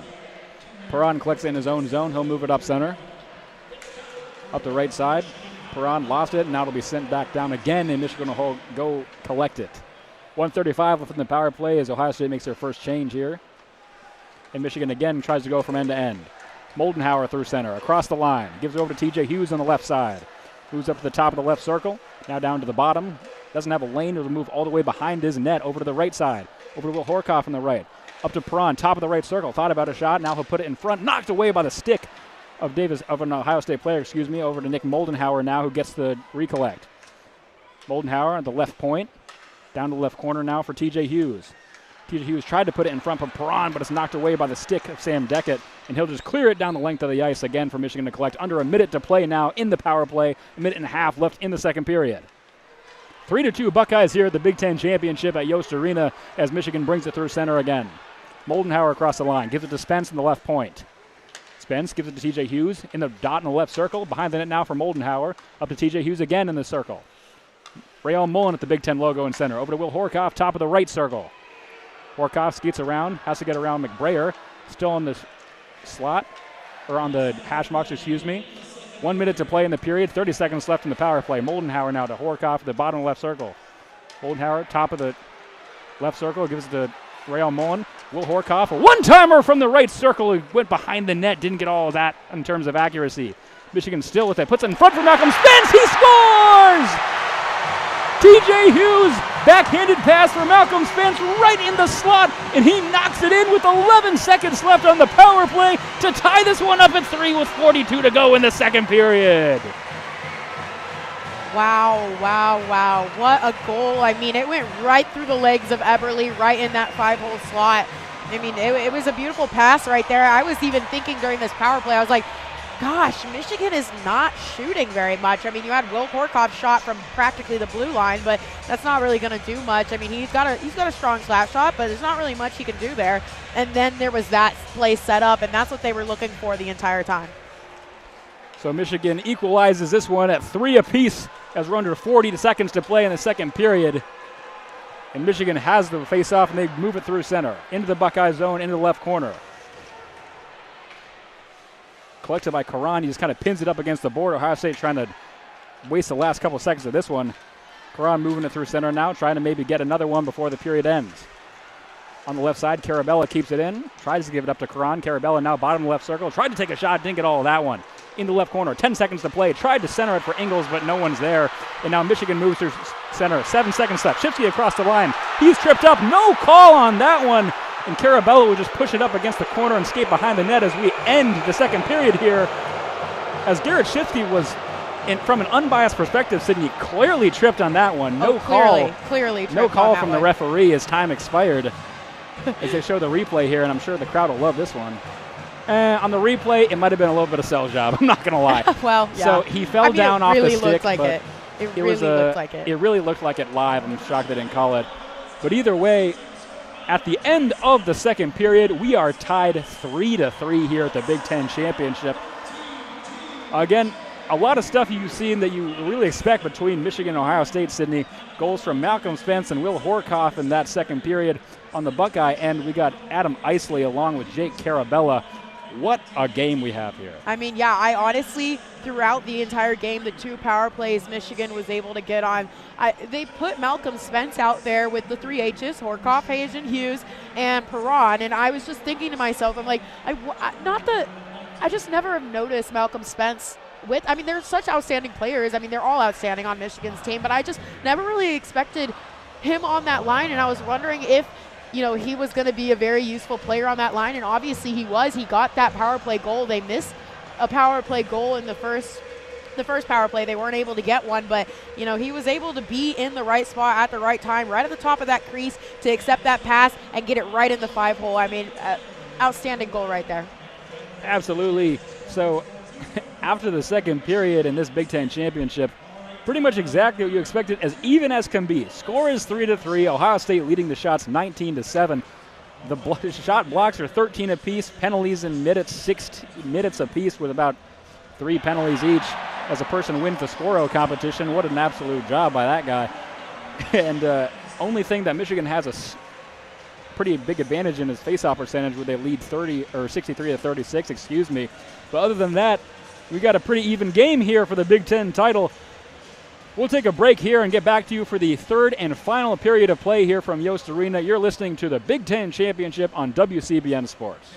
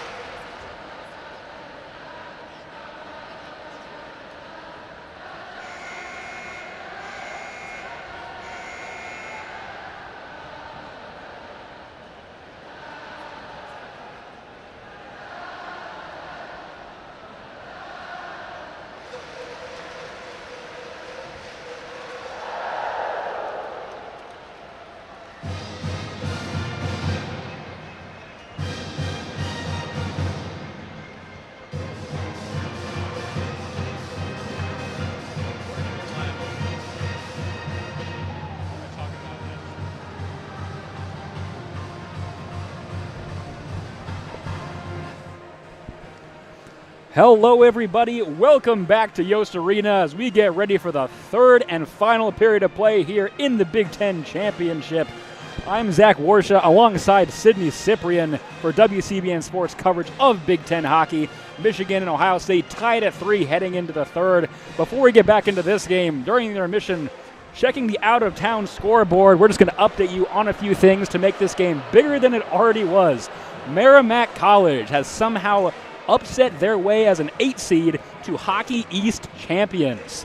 That also being said, Dartmouth beat Princeton, and so not only is Augustana University out of the tournament even though they're like 24-11, now UConn needs Ohio State to lose to make the tournament. Ohio State's only chance of getting in is by a Big Ten automatic bid. So if Michigan takes that one, the last spot is UConn's. If Ohio State gets the automatic bid, the last spot goes to Michigan. So a lot of UConn Huskies fans now tuning into this one to make sure their team makes the NCAA tournament after an absolute insane performance by the Merrimack Warriors to take the Hockey East title, upsetting Boston College and a couple other teams along the way. Yeah, I mean, welcome, UConn fans, to this broadcast. We are the student radio and the student voice of Michigan athletics, but we try to remain unbiased in our calling, giving credit where credit is due, and really highlighting everything that goes on during the game. So welcome. I hope you enjoy. I'm Sydney. This is Zach. We're having a great time over here. We like to crack jokes. We love reading your comments, so keep them coming. Both teams re-enter the ice as we're about ready to play here for the third period. What's the key to someone breaking out? Because a lot of weird goals, a lot of changes in momentum. What does one team need to do to really just establish the foothold here and become Big Ten champion? I mean, I think sustain that momentum, obviously. Ohio State did it really early on, and then Michigan, and it's kind of just been back and forth from there. And when the team is able to have that momentum and, possession of the puck, per se, they're able to get those goals. I would also say, limit the penalties. Both teams have a power play goal so far in the game, and it's really hurting both of them. I mean, the game has really been Ohio State goal, Michigan goal, Ohio State goal, Michigan goal. So Michigan on one end really needs to get up and make Ohio State chase, because that's where Ohio State usually struggles. Ohio State obviously needs to get up and not fall behind. We wait for the referees ready to return to play, and we're back as the teams enter the face-off dot. Underway here in the third and final period from Yost this season. Fired into the Michigan end by the Buckeyes. Jake Carabella chases with Luca Fantilli. Up on the right side, kept in by Felix Caron. Up to McGinley at the top of the slot. He moves it over. It's going to be not out of play, It's going to be called dead as the net is knocked off. Tyler Duke down on the ice now. It's going to be slow to get up. Puck was up on the slot, but a little bit of pushing and shoving down in the crease. Got the net off of the posts. And they're actually going to call interference here on Luca Fantilli. So we'll wait to see a replay, but as of right now, 14 seconds into this third period, Ohio State's going to go on the power play. Brendan Naranjo a little fired up on the bench. Maybe a little bit of a weak call here in the third period of the Big Ten Championship, but either way, Ohio State goes on the power play with 19:46 to play in this third period. Face off to the right of Ivan Kopic is won by Michigan. Asher Barnett moves over to the left side, and he'll just fire it down the ice. And Ohio State goes to collect. But indeed, penalty on Luca Fantilli, 2-minute minor for interference, was completely off the play over by the net. Didn't even see what happened, but clearly it was enough to knock the net off and give him a penalty.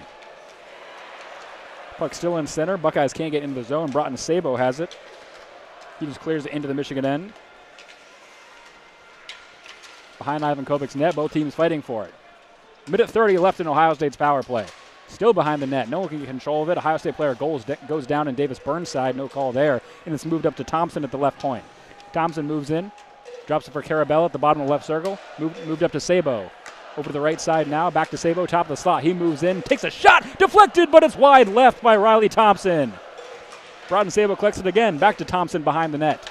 Thompson tried to pass it up to Burnside of the slot, or at the top of the slot, yes, but it's knocked away by Ernest, and he'll send it down the length of the ice to make a change and have Ohio State collected. Under a minute to play here in this power play. Ohio State moving it through center.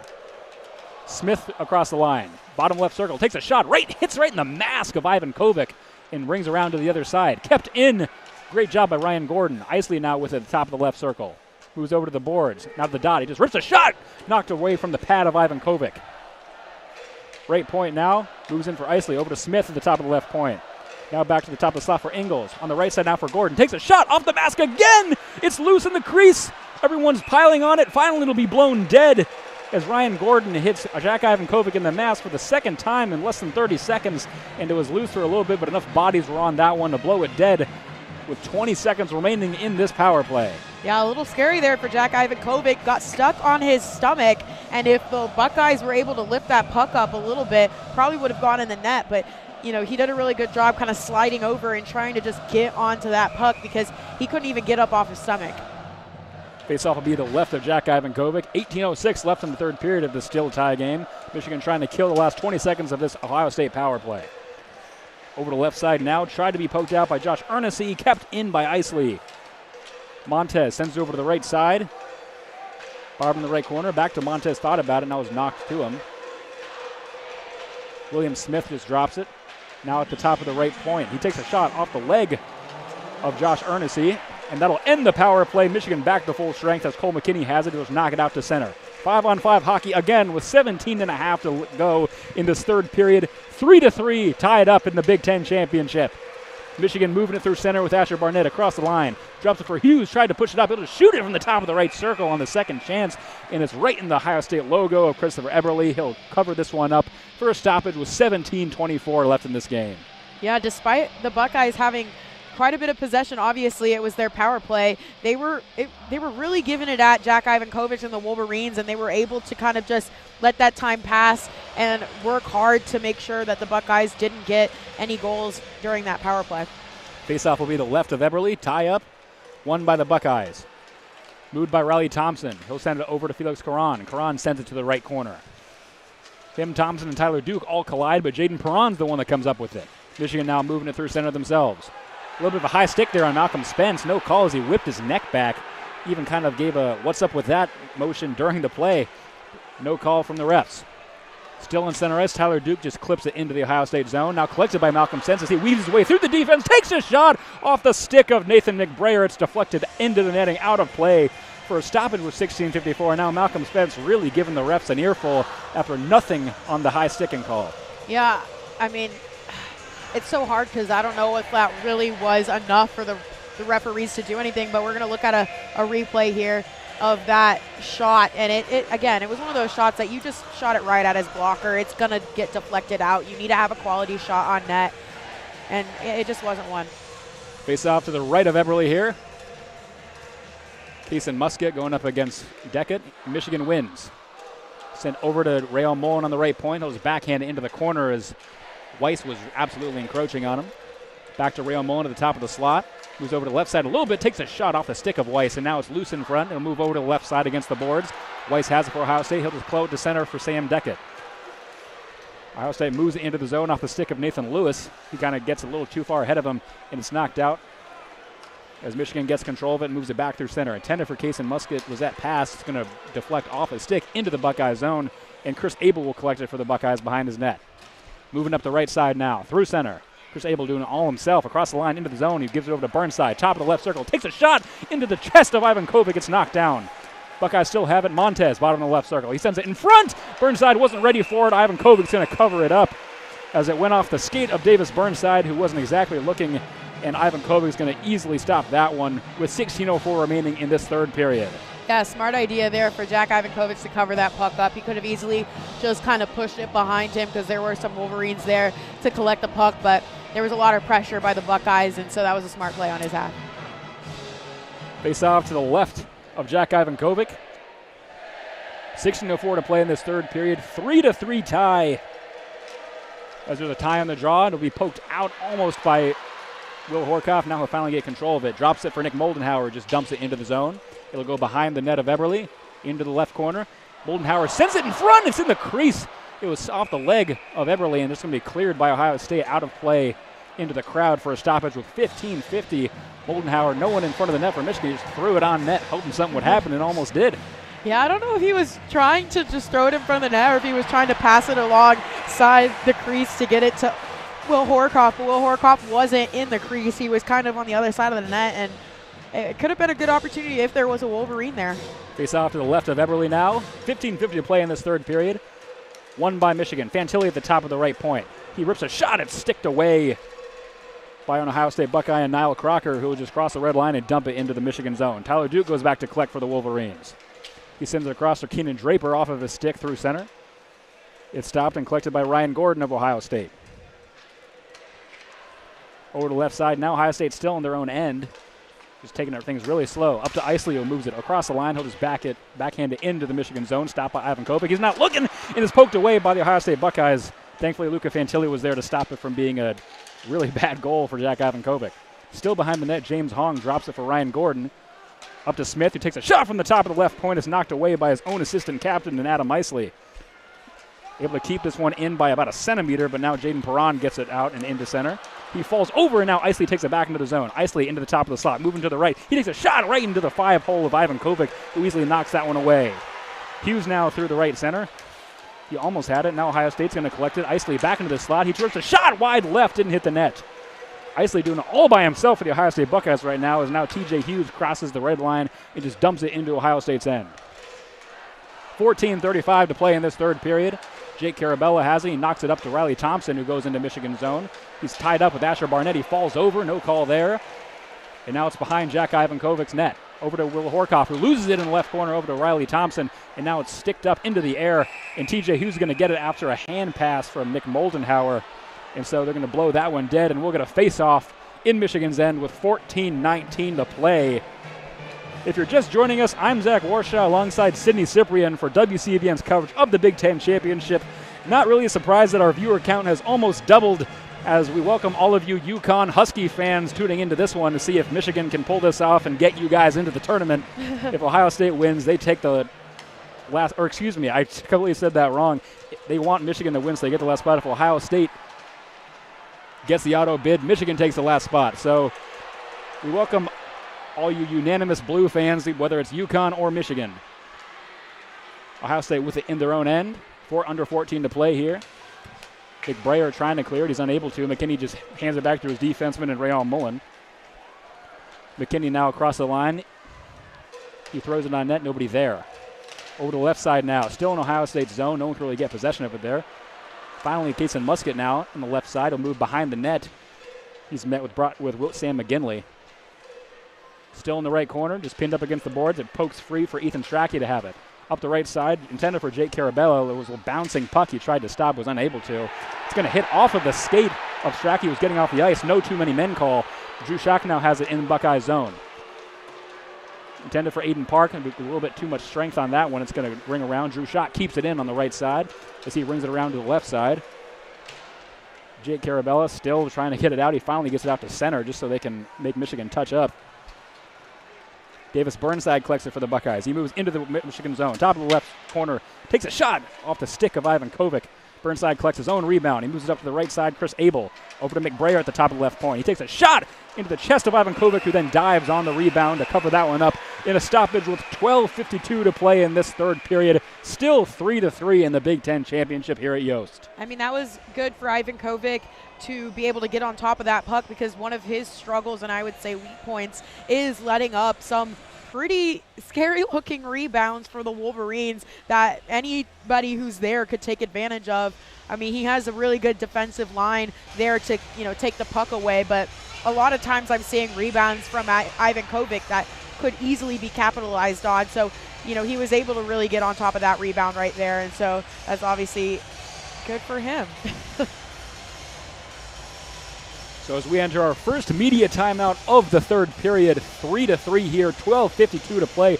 Ohio State dominating the shot battle right now, 26-19 in what has been the even back and forth game that a lot of us expected. Ohio State, not a great regular season, but always played close against Michigan and is now, as we mentioned multiple times, Cinderella, I love that verb, thank you, Sydney, their way to the Big Ten Championship, where they deserve to be here, as the crowd gets electric now as they show new head football coach Kyle Whittingham on the Jumbotron as we're about ready to return to play as both teams leave the bench for a face-off to the right of Jack Ivan Kovic.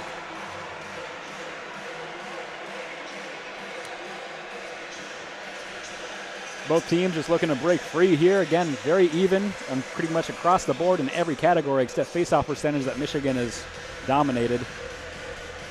Just goes to show you can't really judge a game based off the stats. Absolutely not.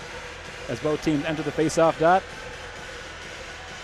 Ryan Gordon going against Keenan Draper. There's a tie-up. It'll be won by Michigan, given back to Fantilli. He moves behind Ivan Kovic, just giving people a chance to spread out a little bit. Now he'll bring it up himself. Spin move, gives over to the left side. Tyler Duke now through center across the Buckeye line. Over to Keenan Draper in the side. He takes a shot immediately. Christopher Eberle has it. He just lets it go into the corner. Play resumes. Tyler Duke with it now. He tried to keep it in. He was unable to. And now Michigan has to touch up, and Ohio State brings it through center. James Hong across the line. He'll just dump it behind Ivan Kovic's net. Tyler Duke goes back to collect on the right side. Throws it right into the shin of Ryan Gordon. Now there's a battle in the corner. Ohio State sends it up to the left. Point for Sabo is able to keep it in by about an inch. But he'll send it back to the corner, and Luca Fantilli has it for Michigan. Fantilli moving it through. He clears it up through center to Garrett Shifsky. A little too much on that one. It will bounce off the bench into Ohio State's possession. James Hong across the line now. Almost offside. Was able to beat that by just a foot. He rings it around. Only Ben Robertson's there. He has it for Michigan. He's now tied up with Davis Burnside. Given to Jaden Perron. He moves it through center across the line into the Buckeye end. Into the left corner now. He loses possession of it. 2 Buckeyes, 1 Michigan Wolverine behind the net. Doesn't matter. Perron has it. He goes in front. He takes a shot. Back in. He scores the back door. TJ Hughes. Perron ripped a shot to TJ Hughes. Got the rebound off. And Michigan has taken a 1-goal lead at 4-3 with 11:41 to play. TJ Hughes, the MVP of the Big Ten in general. He's the first senior to win the Big Ten Player of the Year award. And he's the all-time Big Ten first team as well.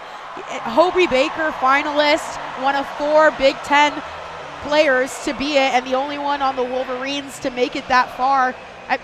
He was in the right place at the right time. That's all I can say. That's been the story of the game, Sydney. Yeah, I mean, he was able to flick it up into the back door of Eberle. I mean, nothing he could have done up there. He didn't realize TJ Hughes was there. If there's a shot that goes in through the back door, that's on your defender for not being there on that man. And, you know, I can't really blame that on Eberle.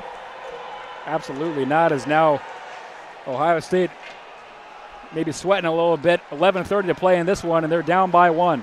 Michigan moving it through center with Fantilli again into the Buckeye zone. Over to Will Horkoff. Tyler Duke has it. He brings it across the line, except he was about 5 feet too late. And so that'll be offsides for a neutral zone faceoff with 11:25.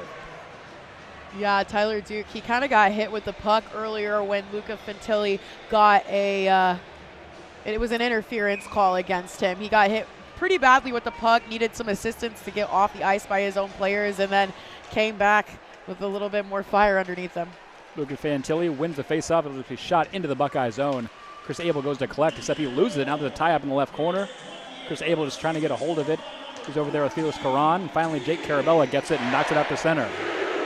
TJ Hughes chant breaks out. Everyone loved TJ Hughes, the captain here, obviously. That one to be dumped in and just close enough for Christopher Eberle to get a hand on that one, and he'll stop it with 11:03 left in the third. Again, just 11 minutes left in this Big Ten championship. UConn fans hoping this score holds out. They do not want Ohio State to claim the auto bid and Michigan get the last spot in the tournament. The last open spot, I should say. Michigan guaranteed to be, no matter what, obviously, the #1 team in the country. We're going to face off now to the left of Christopher Eberle.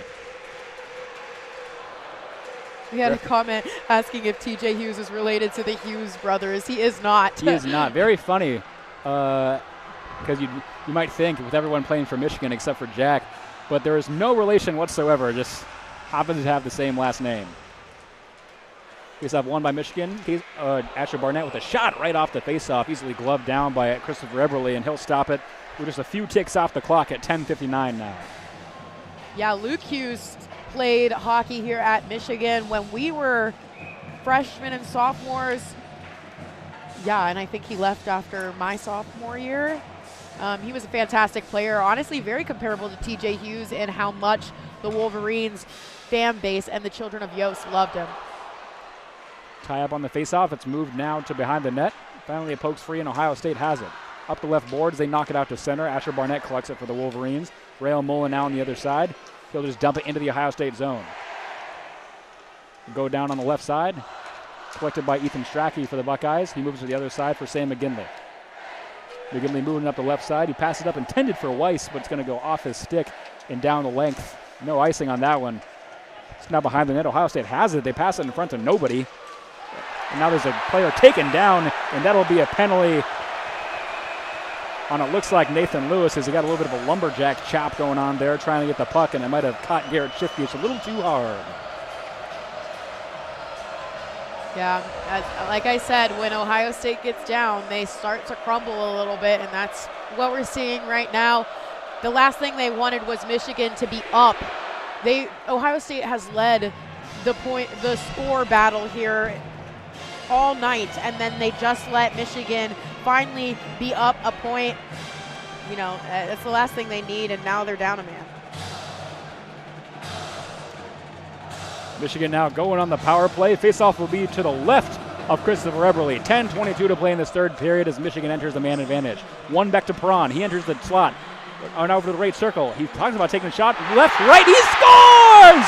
He made his way all the way from the point up to the net. Did a little 1-2 deke and tucked it behind Christopher Eberle to give Michigan a 2-goal lead just 6 seconds into the power play. Jaden Perron, I would say the most underrated player on the Wolverines. I put him there with the 3 H's, Hughes, Hage, and Horkoff, and Perron. I always say the 3 H's and Perron because he's always there when he's needed to be, and he steps up to the plate when the Wolverines need it most. And right now, the Wolverines needed to be ahead by 2 points. Otherwise, they could have fallen back. And so Perron was going to do that right after the goal. Doesn't matter. He's going to go in there and get the Wolverines an extra one. Michigan now with a 2-goal lead, just over 10 to play here in the third period as we enter the center ice face-off dot.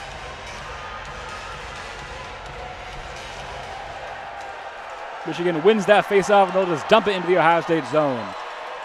Everyone here basically on their feet in the children of Yost section as Drew Schock has it. A slap shot right in that bounces into the chest of Christopher Eberle, almost making it a 3-point game. Now there's a little bit of pushing and shoving as Ohio State might be getting a little frustrated with 10:04 to play in the third period. Definitely getting frustrated, all right. So Sydney now shots at 26 apiece as Michigan caught up very quickly. 10:04 to play, Ohio State down 2. If you're the Buckeyes, at what point do you enter like panic mode, I would say? I mean, you don't. If you're the Buckeyes, try not to enter panic mode and try to play the hockey you've been playing all game. They have been playing up to the Michigan standard. Sometimes you think such a good team plays down to the team that they're playing, but no, the Buckeyes have been playing up to Michigan, and they need to really hone in on that during the last 10 minutes of this period.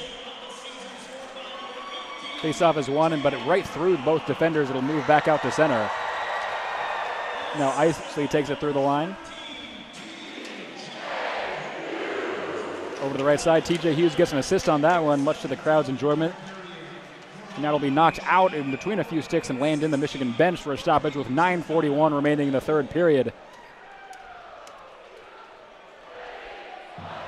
Yeah, game's not over yet.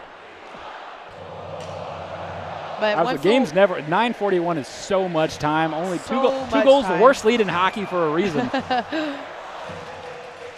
We'll get a face-off to the left of Jack Ivankovic. The Wolverines kind of thrive off this type of momentum, and they're a third-period team. They just always show out for some reason in the third period. Oh, absolutely. Tie up on the face-off is going to be stopped and redo it there. A little bit antsy on Ohio State's end with Max Montez taking the face-off. Be won by the Buckeyes. Back to defenseman McBrayer. Now to Montez in the slot. Montez rips a shot right into the foot of Luca Fantilli. And now Michigan going quick the other way. 2-on-1 rush. Garrett Shifty has McKinney on the right side. Tried to deke it out of the way of Nathan McBrayer, but couldn't get all that one. Back to Tyler Duke at the left point. He'll just throw into the opposite corner. Up against the wall on the right. It'll be knocked away by Max Montez, and Ohio State gets it through center. Davis Burnside with it for the Buckeyes. Pass it to Max Montez into the zone. A little bit too far ahead of him. Fantilli gets it for Michigan, and he'll ring it around to Tyler Duke, who gives it to Valentini. Valentini clears it out into the benches and out of play for a stoppage with 9:05 remaining in this third period of the Big Ten championship game. It's been a good one, and that's something that I could have guaranteed from this game, is that it wasn't really going to be a snooze fest, one team kind of dominating the other. Ohio State always steps up to the plate when it comes to playing the Wolverines. I mean, it's the game type of rivalry. So I knew it was going to be a good game, and that's what it has been so far.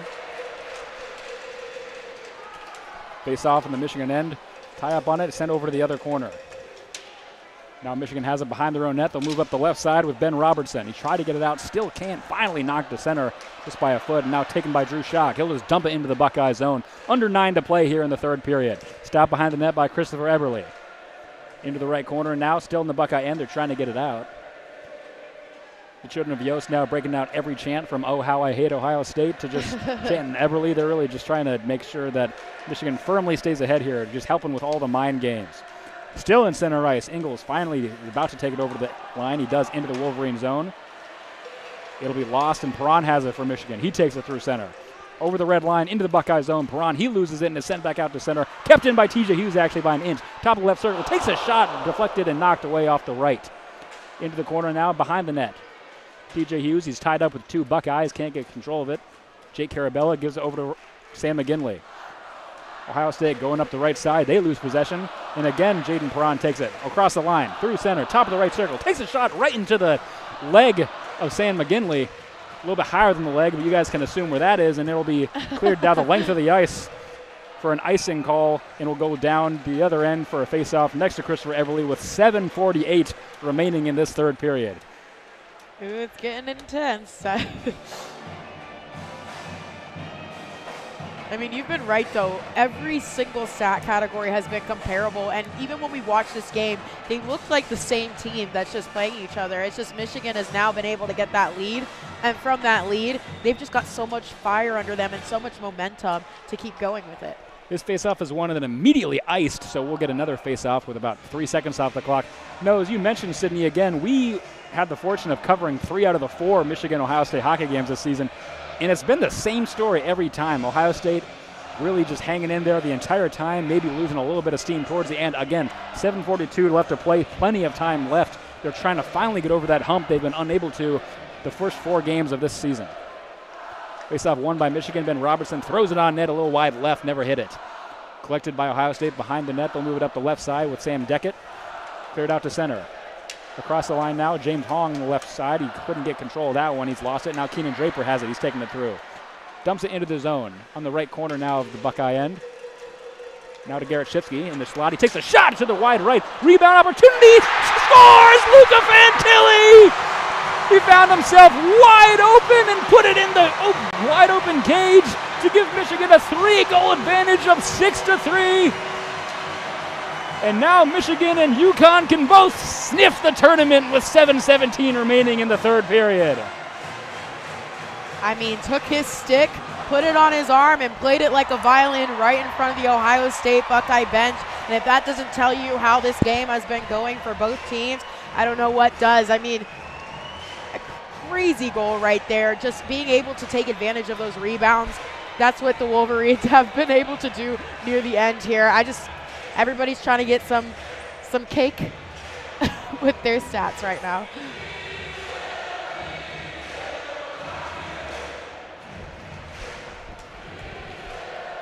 Face-off won by Michigan with a little over 7 minutes remaining, and now Ohio State will need a miracle and perhaps some divine intervention to get back into this one. 3-goal deficit down as they actually just send this one into the crowd for a stoppage with 7 minutes exactly. As I was saying, 3-goal deficit with 7 minutes remaining. Obviously, stranger things have happened, but the way things have gone tonight, Ohio State's going to need to make a big change really quickly to have a chance to get back into this one. Yeah. I mean, I hate to say it, but every time I've seen them lose a game, especially to the Wolverines, it's usually one thing that happens. Then after that, they're just scrambling to get back to where they were before that. They start off the game really strong, and then one bad thing happens, and they just can't come back to it.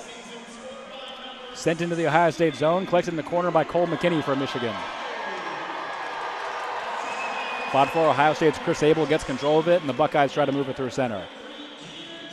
Sent up to Niall Crocker in the left corner now of Michigan's end. Michigan tries to get it out, kept in by Max Montez. in the left corner. Tried to give it up to Crocker, but it's moved around to the left side, and Michigan gets it out to center ice. Moldenhauer backhands it into the Buckeye zone for Chris Abel to go collect. In the left of that corner of the Buckeye zone, just pressed up against there. No one can get it. Finally, it's knocked to the other side for Nathan McBrayer for the Ohio State. Still just trying to stick handle around Michigan. Finally, they lose it in the middle. Almost a chance for the Wolverines, but they get it out to center. And Michigan immediately just fires it back in. At this point, trying to do the hockey equivalent of just running the ball and trying to get as much clock to be drained as possible with a 3-goal lead. Now under 6 to play. Buckeyes into Michigan zone. Corone at the top of the left circle. Gives over to Thompson on the right, and he takes a shot that's covered up by Jack Ivankovic. Bounces off the chest, and he leaps on it for a stoppage with 5:53 remaining in the third. And we got a little bit more pushing and shoving after that one. Yeah, that's usually what happens in a game like this. Once one team's down, especially a rivalry game, we see it with Michigan State and Michigan as well. You know, only 5 minutes left. You're going to start seeing some physicality from both sides just because, you know, this is just when the physicality comes. The game's almost over. You're trying to win or you're trying to hold your win, and you just start going at each other. Absolutely. As we enter our second media timeout of the third period, 6-3 here. Michigan leads Ohio State in the Big Ten championship game. If you're Ohio State, Sydney, and head coach Steve Rolick, what are you saying to your guys down there? Lock in. Lock in. We've got 5 minutes left. I've seen, you know, teams score more than 3 goals within 5 minutes before. It's not doable. It's absolutely not. But you have to lock in. If you got to want it. You got to want it. And you can kind of see the Buckeyes start to drag a little bit here. They're looking like they've already lost the game, and you got to want it. So you got to get in there. And you've made it this far. You, like you said, Cinderella's their way to this point. You beat top teams. You are the lowest seed to make it to the Big Ten championship. Like, show them that you can even make it further than that and be the winners. If you want to be in the NCAA tournament and if you want to be the Big Ten champions, you gotta play like you want it. And right now they're kind of dragging a little bit. If you want to be a champion, you got to earn it. Yeah. Face off to the left of Jack Ivankovic as Ohio State makes a few extra changes here before we return to play. Again, 5:53 to play in this third period. Michigan fans hoping they can hold on, as well as UConn fans as well, to get the final bid into the tournament. Tie up on the draw, knocked out. Ohio State has it. Nathan McBrayer at the right D. Moves over to Ingles. Top of the slot. Ingles just throws it on net, went wide left into the corner. Now Luca Fantilli tries to clear it, but McBrayer still has it. To Riley Thompson at the left point. Back to McBrayer now in the left corner. Tried to throw it in front. Couldn't get anything on that. Collected by Ben Robertson, who just clears it out to center. 5.5 to play here in the third period. Jake Carabella has it for the Buckeyes in center. He just backhands it into the zone. Riley Thompson with it in the right corner. He puts it in front for Nathan McBrayer. Way too high. Couldn't get a stick on that one. It would have been a high stick. It bounces back out to center. Jake Carabella collects it for the Buckeyes. Carabella on the left side. He's just going to dump this one into the zone. Stopped by Jack Ivankovic behind his own net as the Buckeyes make a change. Knocked out to center ice. Tried to get it in. No one can get control of it. Malcolm Spence has it a little bit. He loses it. It's going to bounce between a few sticks. Just no one can get control. Finally, TJ Hughes will break out, and he'll just backhand this one into the Ohio State zone, and they'll have to go back and collect with Ethan Strachey. Again, Michigan is trying to waste time here with 4:45 to play in the third. They can taste the Big Ten championship title. They just want to make sure nothing happens here on Ohio State's end. Sam Deckett into the Michigan zone. He gives it over to the right side. A shot taken. Couldn't get anything on that one off the stick of Adam Isley in the left corner. Knocked behind the net. Rayon Mullen has it. Almost fell down a little bit, but able to stay up. Asher Barnett now in the left corner. He knocks it back around to the right for Rayon Mullen. Back in center ice, both teams switching possessions. Taken over by Strachey as he rings it around from the left side to the right to be collected by Davis Burnside. Burnside tied up with Barnett. He loses it. Back to Rayon Mullen. Just over 4 to play here in the third period. Again, Michigan is trying to waste time. Thompson with it now. He loses the puck to Josh Ernessy, and we're just playing keep away here in center ice, Sydney. Yeah, we are. Michigan will send it down the length of the ice. It goes off the stick of Ryan Gordon, so no icing on this one. And Chris Abel will have to go and collect it for the Buckeyes.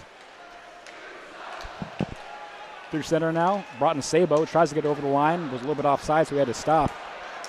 And now the Buckeyes are struggling to even put anything together to get it into the zone as it goes around a couple people's skates. Jake Carabella now on the left side. He rings it around. Riley Thompson in the right corner. Sends it bound to the other side. It'll be collected at the left point and given back to Jake Carabella at the left circle. He drops it for Montez, bottom of the left circle. Behind the net now is Burnside. Burnside moves it up to Broughton Sabo, the right point. Back to Burnside, top of the right circle. He moves in front for a couple of players. It's loose. No one can really get a shot off. Still loose in front. No one can get it. It finally pokes out like a pinball from Nick Moldenhauer. It's got a 3-on-1 now. He'll just dump it into the zone. Cole McKinney now. Ohio State has an open net, and Valentini puts it in. And that'll ice this one with 3:01 remaining. Michigan goes up 7-3, and they will be 2025-26 Big Ten champions, doing it on home ice here at Yost Arena. You're welcome, UConn. Welcome to the NCAA tournament. Yeah, this one's going to hurt a little bit for the Buckeyes in terms of their loss, 7-3, after being so successful in the Big Ten tournament, working their way from the bottom up, and then you lose to your biggest rivals as a school. It's got to hurt a little bit. And now we wait. The referees are looking at something. I'm not sure exactly what it is. The referee tried to announce it, but his mic wasn't on, so we'll have a second while they review this. I mean, well, looking Brandon ahead, Dorado is like really drawing something up right now. I think he's probably just saying, like, yeah, but he's probably just saying, good job. He's got his whiteboard out, and everybody's surrounding him like on their tippy toes.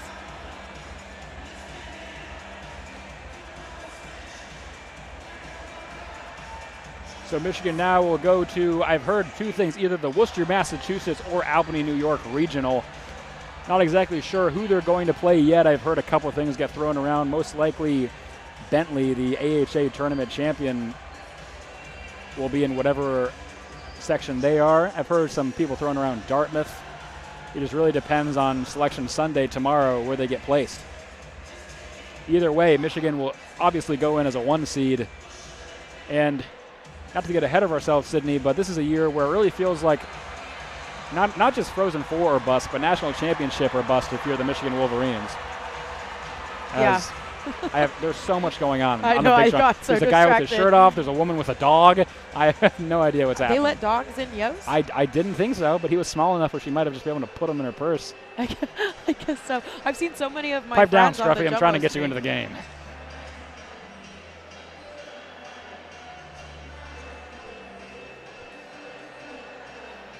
I wonder This is what the they're longest doing. review Yeah. ever, and I have no idea what they're reviewing. I Yeah. will let you know as soon as we figure it out.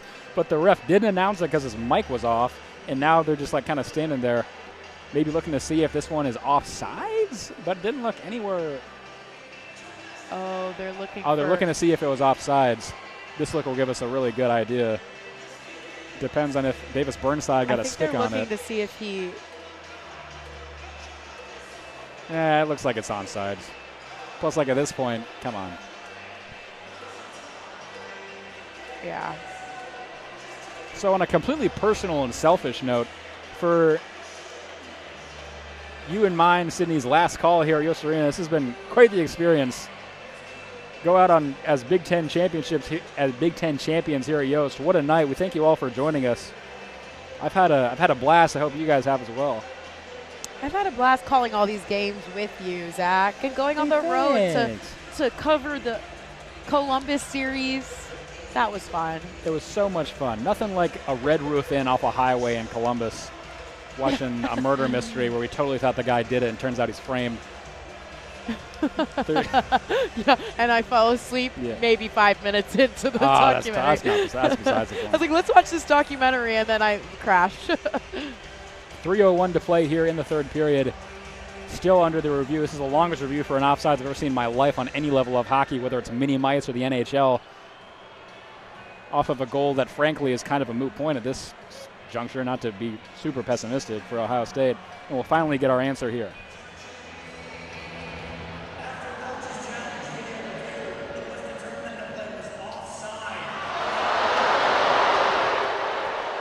So after video review, that play is offside. So it'll go back down to 6-3. That one won't count.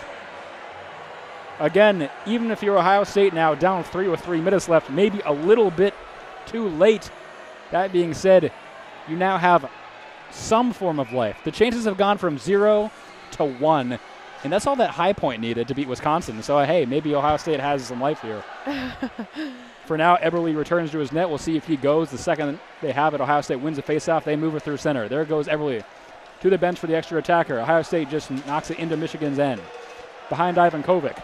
Now it's sent up into center ice. TJ Hughes takes a shot from the length of the ice. It goes and it hits the post. It'll be icing. TJ Hughes shot it from his own circle. And it went the length of the ice and just knocked off the post to the right for an icing call. And we'll go down the length for 2:40 remaining. I mean, a few inches to the left, and that would have been a goal.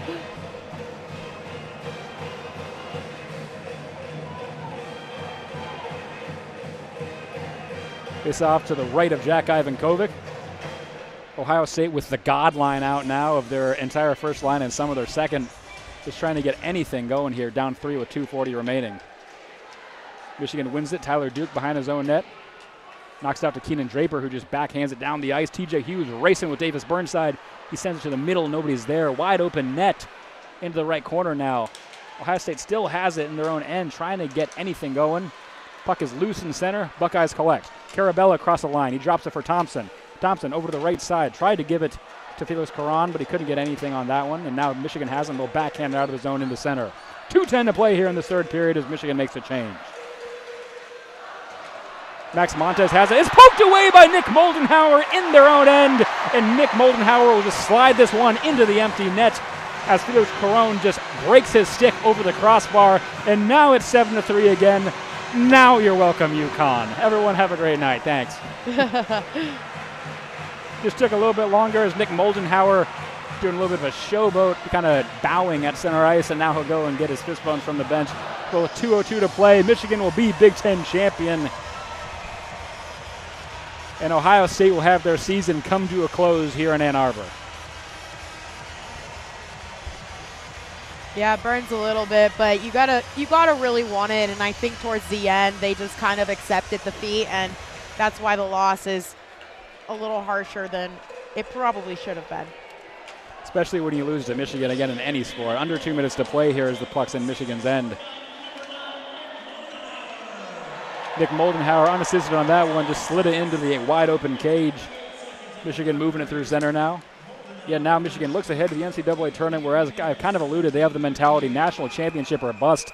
Number 1 team for the vast majority of this season. And so they'll look to make some noise in the regional and then probably head to Las Vegas for the Frozen Four. Again, nothing's guaranteed, but I'm just talking about from a sheer mentality perspective. You got to have the national championship on your mind to at least compete for it. Not saying they're going to absolutely win, but you know you've been the number 1 team all year. You got to have that kind of confidence going into it. Face-off at center is one back into the Michigan zone. Wolverines will go back and to collect. 90 seconds to play here in Yost Arena for the last time this year. Puck is knocked out to center, collected by the Buckeyes as they just try to do whatever they can to regain their dignity. James Hong across the line into the Michigan zone. Fires it on net from the top of the left circle. Gloved away by Ivan Kovic. And he'll cover that one with 1:16 remaining in this one. This has kind of been like the dream path for Michigan, I would say, is to not just get a bye and then, get to the Big Ten championship and, make it easy or whatever, but to work their way to the Big Ten championship and then get the opportunity to host it at home and then win against their rivals. I think that's just the dream for the Wolverines here. Couldn't have gone better for Michigan. Guarantee you nobody on that bench wanted to go back up to Munn for another time this year to play the Spartans. So definitely we're fans of Ohio State for at least 60 minutes as TJ Hughes brings us through center. 1 minute to play here at Yost.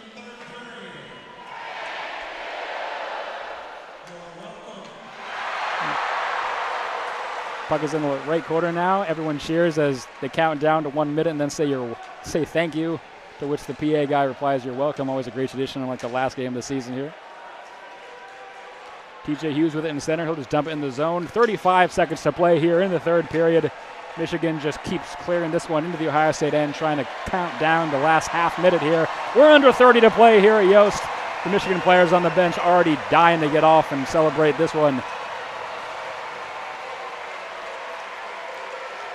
Ohio State has it, and they'll kind of just wave the white flag, just skid around with it, and then dump it in the zone. Tyler Duke has it. Under 15 to play here in the third. The Big Ten championship trophy coming back here to Ann Arbor. 3 seconds to play. 2, 1, and Michigan are the Big Ten champions in the 2026 Big Ten tournament.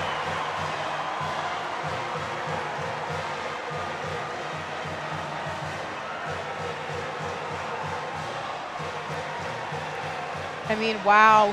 What a feat for the Wolverines. This is exactly what they wanted out of their season. To be number one, they lost it for a second. Then to be number one again, they lost it for another second. I mean, they were back and forth with Michigan State, but then to come to this moment and actually beat it for the Big Ten championship. Now they have the one seed in the NCAA. I mean, it's been a dream season for the Wolverines here. Absolutely. Couldn't have picked a better way to end this one on home ice against Ohio State, as there are sticks and gloves and helmets strewn everywhere across the ice, as Ohio State just has to wait to shake their hand, which is always the most just gut-wrenching feeling in hockey, waiting for the team that just beat you to wait so they can congratulate you. Yeah. What a game.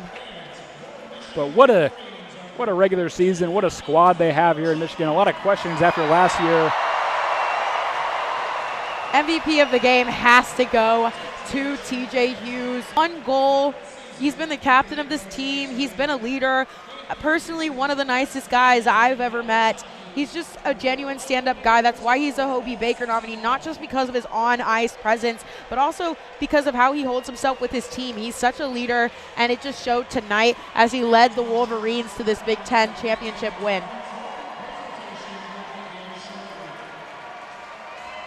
The post-game trophy presentation will begin shortly, but as we wrap up our coverage here, Michigan now just 4 wins away from the national championship title. Cleaning things up here at Yost. A couple of players enter the ice. Was injured earlier this season at Notre Dame, even comes on in his jersey. As now the handshake begins. Sydney, before we wrap up here, looking ahead to the tournament, obviously Ohio State season over. What does Michigan need to do to successfully bring home a title here to Ann Arbor, not just Big Ten, but national champion worthy? What did you see throughout this season that worked for them they need to capitalize on, or something that needs to be changed? I think they've just played their form of hockey. They've been clean. They've been efficient. They're not looking to just play fast and throw anything at the net. They're looking for quality reps. They're looking for open guys, open opportunities, and that's really what helped them throughout this. They've been a powerful offensive team, and at the beginning of the season we kind of talked about it a little bit off air, but I didn't even know if that was going to be what makes them win and what makes them come up on top as a team. I was like, yes, you can be a powerful offense, but you need a good defense. And Jack Ivankovic in the net has been so solid for the Wolverines. Even Stephen Peck coming in, taking over for Jack Ivankovic for 6 games. I mean, the Wolverines are just in depth, a great team, and I'm excited to see what they do in the NCAA tournament. You, me, and everybody here in Ann Arbor are definitely excited to see that. So at the end of this one, Michigan wins 7-3 to capture the Big Ten champion title for the 2025-26 season. This has been WCBN Sports coverage of Michigan hockey in the Big Ten tournament. I've been Zach Warshaw alongside Sydney Cyprian. Thank you all for joining us here in the Saturday night. Not only has it been fun tonight, but it's been fun for my entire collegiate career to cover Michigan hockey here at Yost. It's just been an absolute honor. Thank you all for listening. But for now, any last words, Sydney? No, it's been an honor. If you don't know about our social media, you should follow us at WCBN Sports. We keep you up to date with all sports, not just hockey. We've got baseball and softball, and we've been covering March Madness for both of the Wolverines on the women's and men's team. So keep up to date with us. This is not our last. but I've been so grateful to call it with Zach Warshaw. He has been our hockey guy since being in WCBN, so I am very appreciative of the opportunities to be able to call such a big game like this, and for all of you out there listening to us, it's been pretty cool. Yes, we thank you all for listening. For now, as Keenan Draper skates around with the Big Ten Championship trophy, we'll leave you as we always do with a good night and a Go Blue.